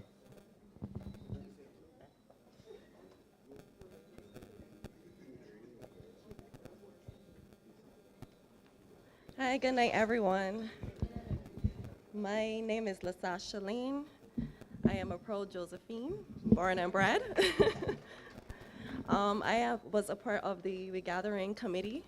Our activities for the month of April, I would say, was well attended. We had a lot of activities. Our month was adventure, so indeed we had a lot of adventure. I can speak for myself as well as the community when I say that it was an excellent month. Our regathering activities have shown how community initiatives are very important for the community, that engagement. We had our fun day at Grantley Adams School with the community. It felt so good to see persons, young and old, getting out there and the entertainment was great, but getting out there and being involved with each other. So that is something that I would like to see bring back to St. Joseph. Our activity in Bathsheba, we haven't had activities on the east in a very, very long time. So bringing back activities on the east, this is something that I know that we will look forward to.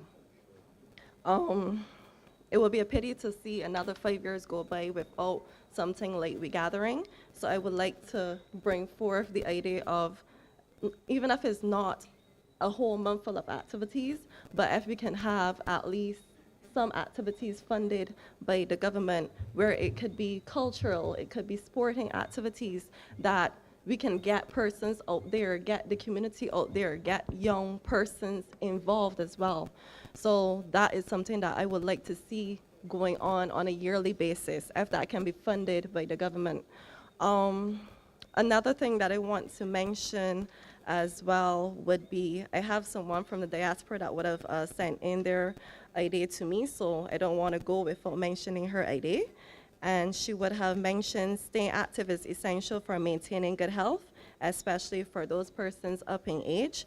So she's asking what staff senior centers or daytime exercise programs are available throughout the parish that provide accessible options for older adults. So those persons up in age that they can still come out and have some, say, yoga activities or some kind of activities that get them out of the house, that they will still be involved as well. Thank you, LaSasha. You were here first, but you shared some of the good ideas at the end, so I appreciate you coming up and sharing still. No problem. So just a last count, is anyone else would like just to share an idea that you've had, probably burning deep down that you want to tell us?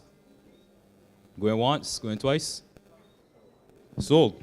So I just had it over at this point to the MP for the area, the Honorable Dale Marshall. I'm sure, of course, he is no stranger to you. He's coming with ideas as well, I'm sure. No. Let me thank you. Our moderator said it, but we've now had, this is the 4th Ideas Forum, and I've been to the others, and this has been a spectacular success. And I'm so pleased to be able to have another generation of Barbadians. In our quiet moments, we worry about where Barbados is going. And these fine young men who were brave enough to stand before us, and they took a little bit of coaching and a little bit of encouragement, but it demonstrated to us that we really have tremendous talent. And St. Joseph has tremendous talent, and we're all so proud of you.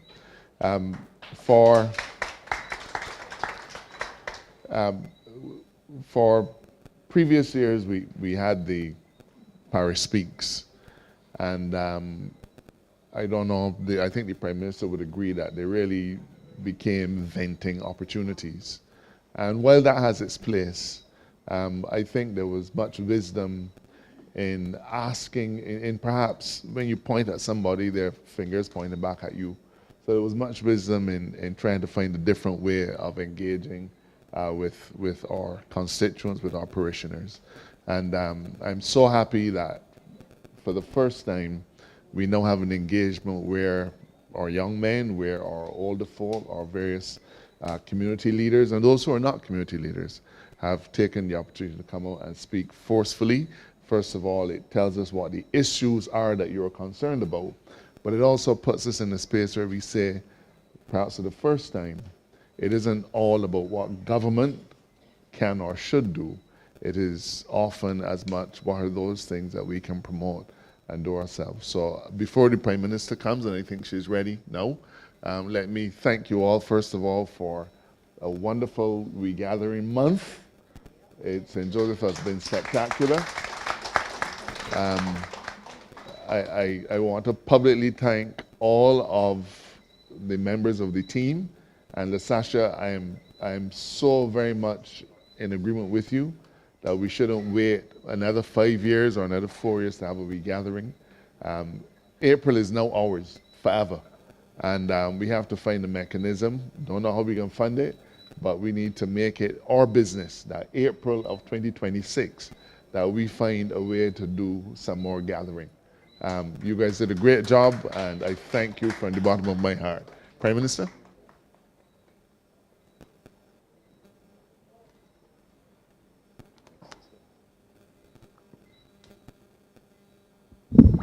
Thank you very much, AG. Good night to everyone. And I apologize for being a little late. I had a CARICOM meeting, but I wanted to be here at all costs. And I came in to hear these fine young men. And I want, first of all, to congratulate all of you, not just for winning the tournament, but for the manner in which you have engaged with us tonight. Because to me, that is the real victory. And I really, really, really want to tell you that. And my two youngsters here promised me next time they're going to do it too. And I say so because one of the things that we have to master as a people is the ability to look in people's eyes and speak. And if we can do that with confidence, we don't have to agree on everything, But if we can articulate how we feel and do so with respect, then that is a major, major, major step. I'm going to share a story that I have shared publicly before, but I feel moved to share it again tonight. When I was about your age, 15, I went and did one of those summer jobs. The one problem was I never got paid for it. But don't mind, because that is part and parcel of it too. And my uncle Elombe was at the NCF at the time. I remember 15, 16, something around there. And it was stage management. So it didn't matter whether you weren't getting paid, because you just wanted the excitement of being in the do. But I watched him a day when some fellas from St. Andrew called and said that they wanted stage and tents. I know, right there in West Terrace, the warehouse right there, and they had the stage and the tents in there. And he told them no. I said, well, when he got off the phone, I said, but how you could tell the people no when you all got things there? He said, if I had told them yes, they would think that it is as easy as getting in a supermarket and taking something off the shelf all the time. But when he told them no, he told them, you know Mr. So-and-so who got the shop at the top of wherever hill it was? He said, well, go by him. He got 2 lorries. Ask him to borrow the 2 lorries and let that be the stage. And when you finish, go by so-and-so who got the mechanic shop. And he got some tarpaulin that he's got outside to spread over. Ask him and borrow the tarpaulin from him. And he said, whenever done, beg for the electricity. If not, you're going to have to offer a day's work, helping up around the place to get the equivalent of what the electricity will cost the man who can give the electricity for the show. I give this example because the one thing he taught me then was that what was more important than giving the kids everything off the shelf, which government can always do, was that it taught them first the art of self-reliance, but secondly, more importantly, it made people who would not normally talk with each other learn to talk with each other across generations, and in some instances across the country, across different classes. And that is what Barbados needs more than anything else. And that is why, and I say it publicly, Dexter, we have a declining population, so it's probably what, about 3,000 at the older end of the school population, and at the younger end at primary, it's coming up now to between 2,200, 2,300 a year.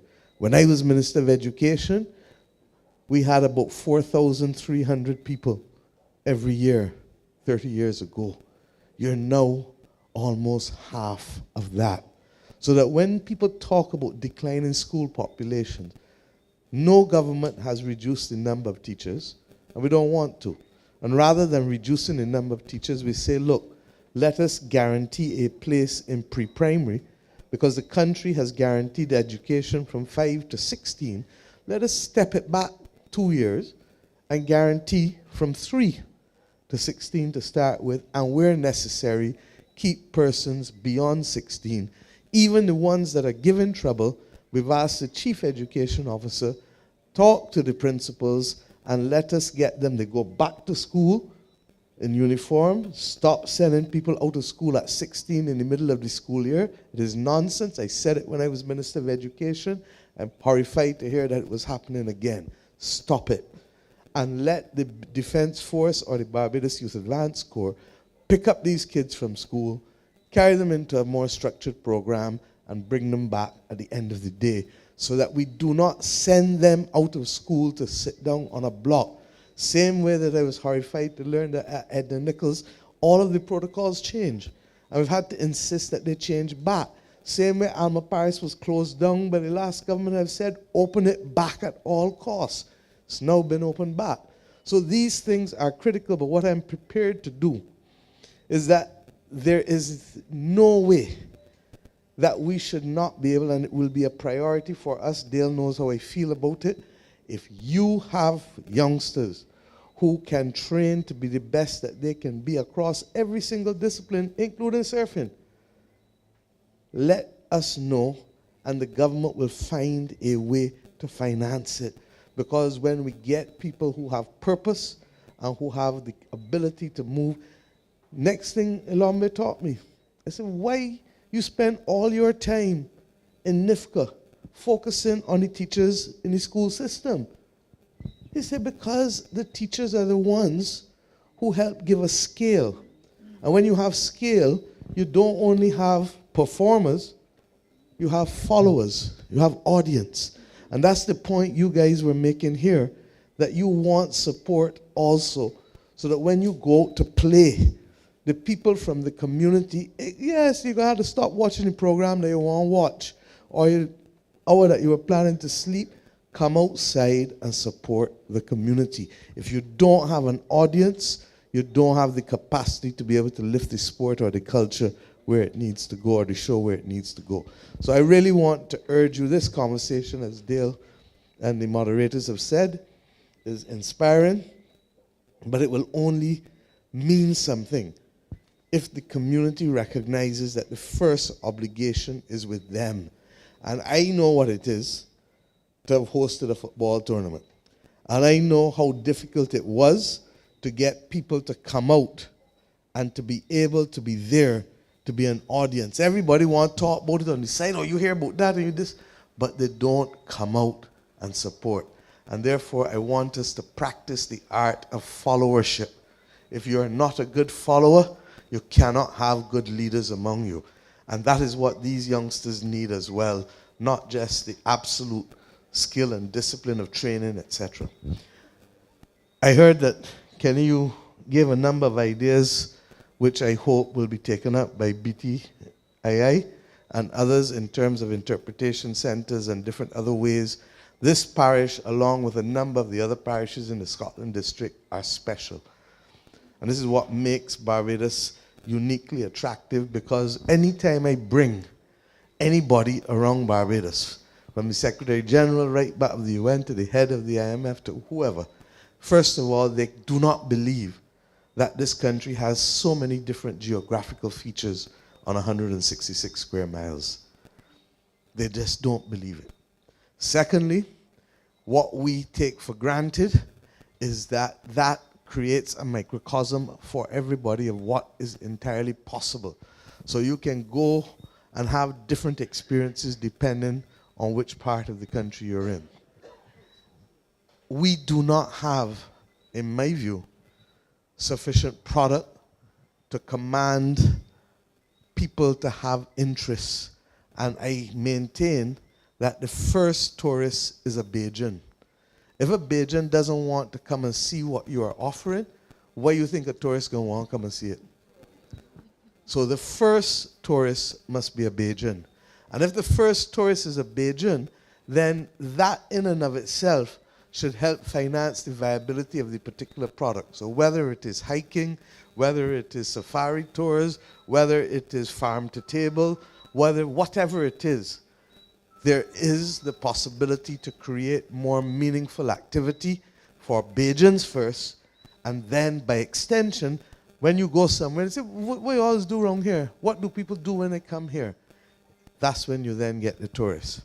Now, we talk about football, but how many parts of Barbados host surfing? No, you can surf down by Duppies, you can surf other areas, but this is the Mecca. This is the Mecca.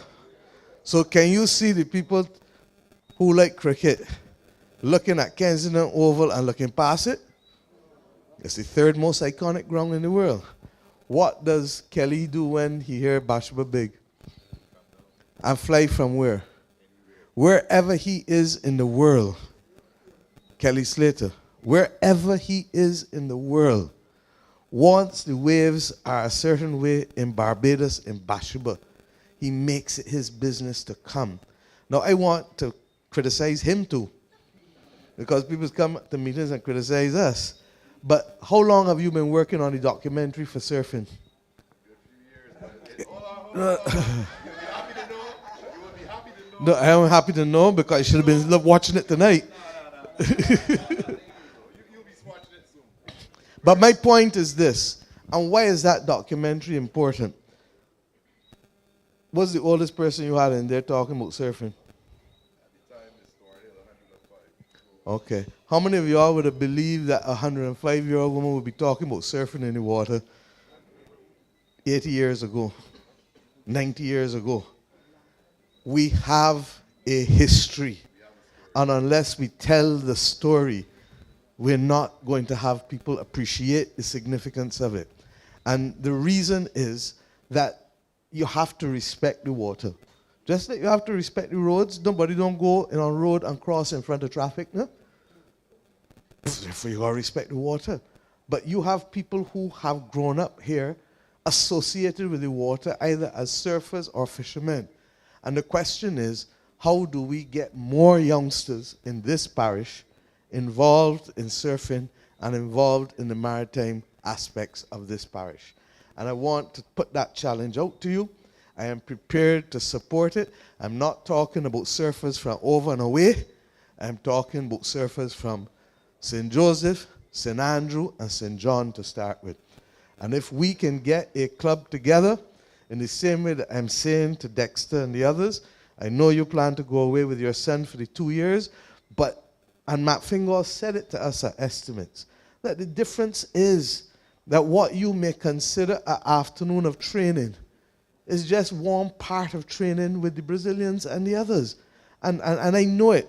People watch Arturo Tappan and say, boy, he can play saxophone real good. But how many people know that Turo is sit down and play the same thing over and over and over and over and over and over and over, and to develop the circular breathing? Because without the circular breathing, you can't carry the long notes. You look at Gabby, when he's singing Bridgetown Market, what's happened? You understand? The lungs is what is carrying him to hold those notes. And the problem that I have with this country at this point in time is that we've gotten into a level of complacency where we don't appreciate that nothing comes without hard work. You have to put in the work. And if you don't put in the work, you can't get the rewards. Okay? So don't ever, and Sahara St. John once told me when I was young like y'all, don't ever look at nobody and envy them, because you don't know what they've gone through to be walking, how they're walking, and doing what they're doing. Your responsibility is to put in the work. And that is why people may say, and some of my MPs may even say, another night out. I insist on us engaging in communities like this, because this is the only way you're going to get the interaction. Governments are not omnipotent. Governments don't know everything. And if you don't create opportunities for people to engage and speak, the country will not benefit and move where we can move. So I want to issue some challenges. One is the surfing for St. John, St. Andrew, St. Joseph. The second one is in relation to the fellowship. And that wasn't me issuing the challenge. That is these youngsters. You heard them here just now, asking the members of this community and the wider parish to come out and support them. And there has to be a few of you as older people taking responsibility to be able to pick up the phone and say, our boys playing X place, our boys doing Y, our boys doing whatever, our girls doing whatever. Come out and let us support them. And if you can't do that, then you can't sit back and say, oh Lord, look how the youth gone. How the youth get so? How are you going to do that? And the last one is to anchor them. A gun, and you can see me say over and over, a gun does not walk, a gun does not talk. It has one purpose: to kill or to hurt and maim. It does not get up on its own and shoot anybody. Without a human being taking it up and using it, it has no purpose. And while we and the AG and the others are on the front line of trying to minimize the importation of guns, the reality is that they're here, and there are some countries like Trinidad that is even talking about legalizing it for every household, which is going to make it fully accessible across the region in ways that we really have to sit down now and think and talk. So the most important thing is, why are people in here, why have you never taken up a gun and used it? Because you know it's wrong. You understand? And those who think that is sexy soon come to understand that it is fatal. And part of the difficulty is that we live in a world where between this and video games, how many times you get killed when you play a video game? Get killed about 30 times in the morning and go and get a glass of lemonade and come back and sit down. Get killed another 20 times and go and get something to eat and come back and sit down. And you start to believe in your immortality, that you can live forever. And part and parcel of what we have to do is to have those active conversations in our households, in our schools, in our churches, across the media, reminding persons that the only way, and I can leave you with this, how did Africa become subjected by a handful of Europeans? Through gunpowder, through guns. So that guns gave them an advantage that they would not otherwise have had against the populations in Africa, which were much, much, much, much, much larger. So can you imagine what would happen if we don't decide to take control? And that is why I say this is not a battle for governments alone. This is a battle for those in the houses. This is a battle for those in the communities. Because you're the one that's going to know when your child comes home with a big gold chain that you know you ain't buy for him. Who give it to him? Worse still, your daughter. Who give it to her? Sparrow had a song that he tried to make cute at the end, but it had a good beginning. My mother tell me don't drive with strangers in the motor car. You understand?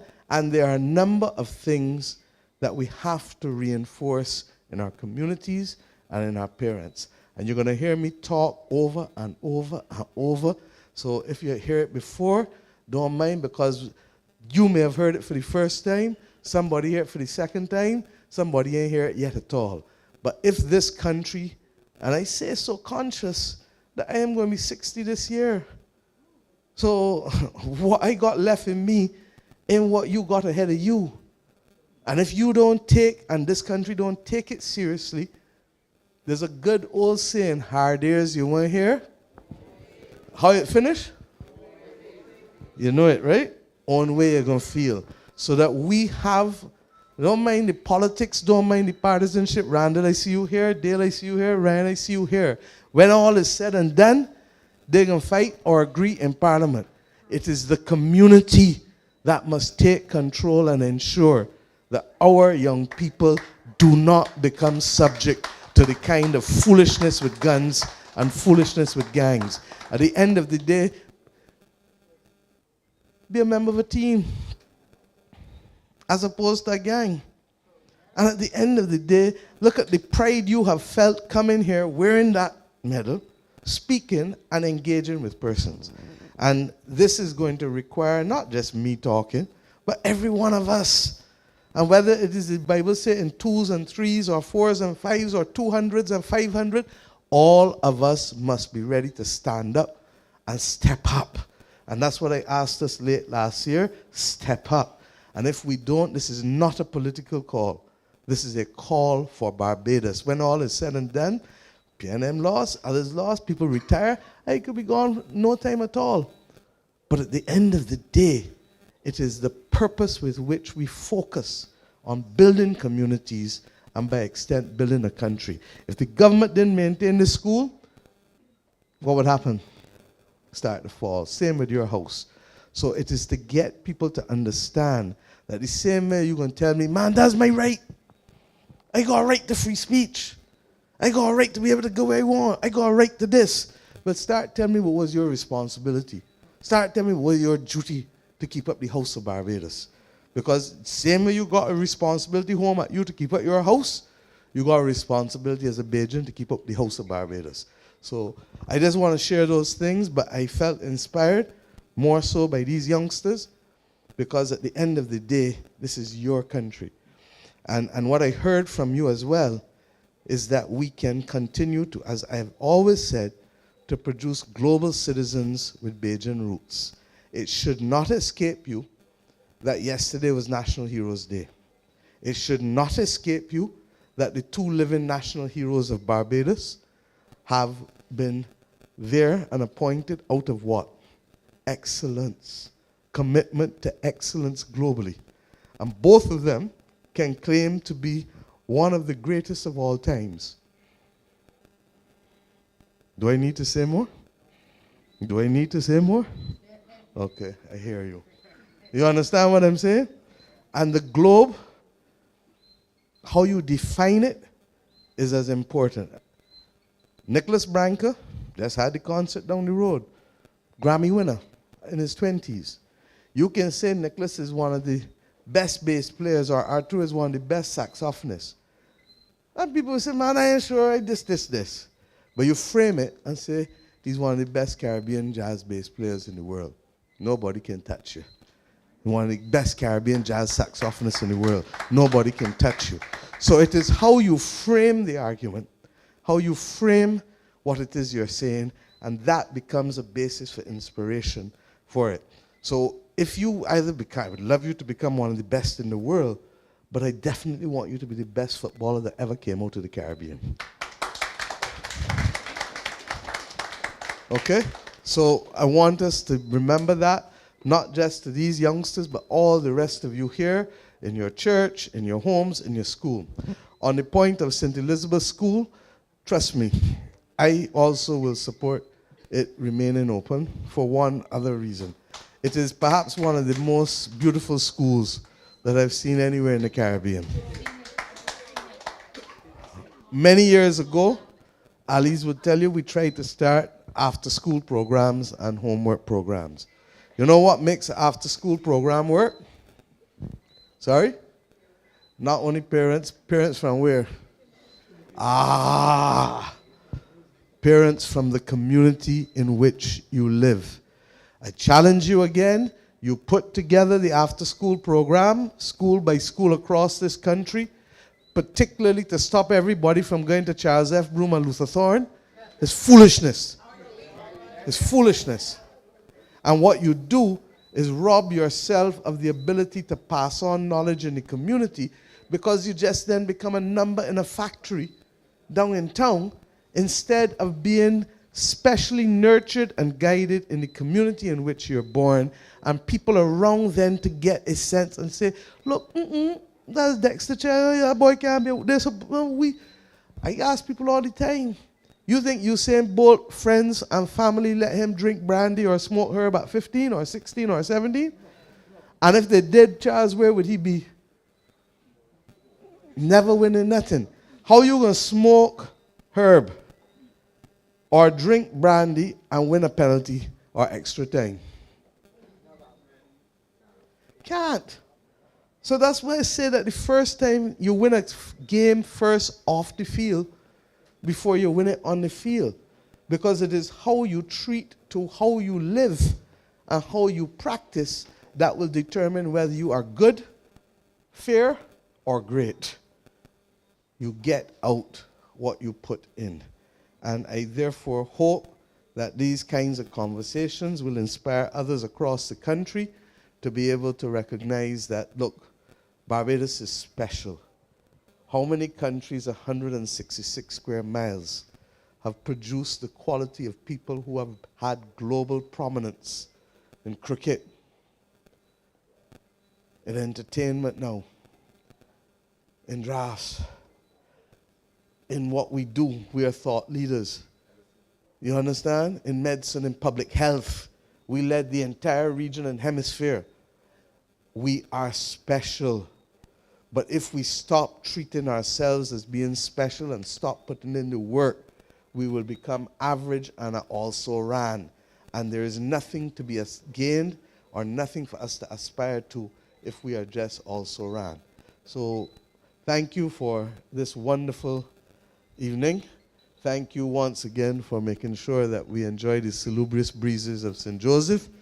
And let us agree that this Ideas Forum is not a talk shop, but it's going to require participation and partnership across the community. I'm going to meet you halfway, and if I have to work and find ways of supporting and financing a number of these projects, I will, but I need other people. I'm not going to support a one-man project. I'm not going to support a project that gives me 5 people or 7 people or 10 people. I am fooling you. I am fooling you. But if I have a project that is genuinely addressing scale and is for the long haul, you got me 150%, and I can walk the world to help you find the support that we need in order to get those things done. So thank you very much.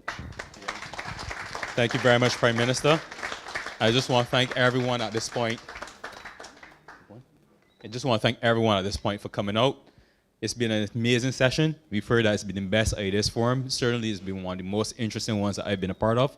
So thank you, and thank you to my co-host as well, Tahir, for making this an amazing night. So to everyone, travel safely, and to those in St. Joseph, continue to embrace the society and community that you're part of. So thank you once again. Oh yeah, and see you in St. John, next parish that we head to. Pleasure as always.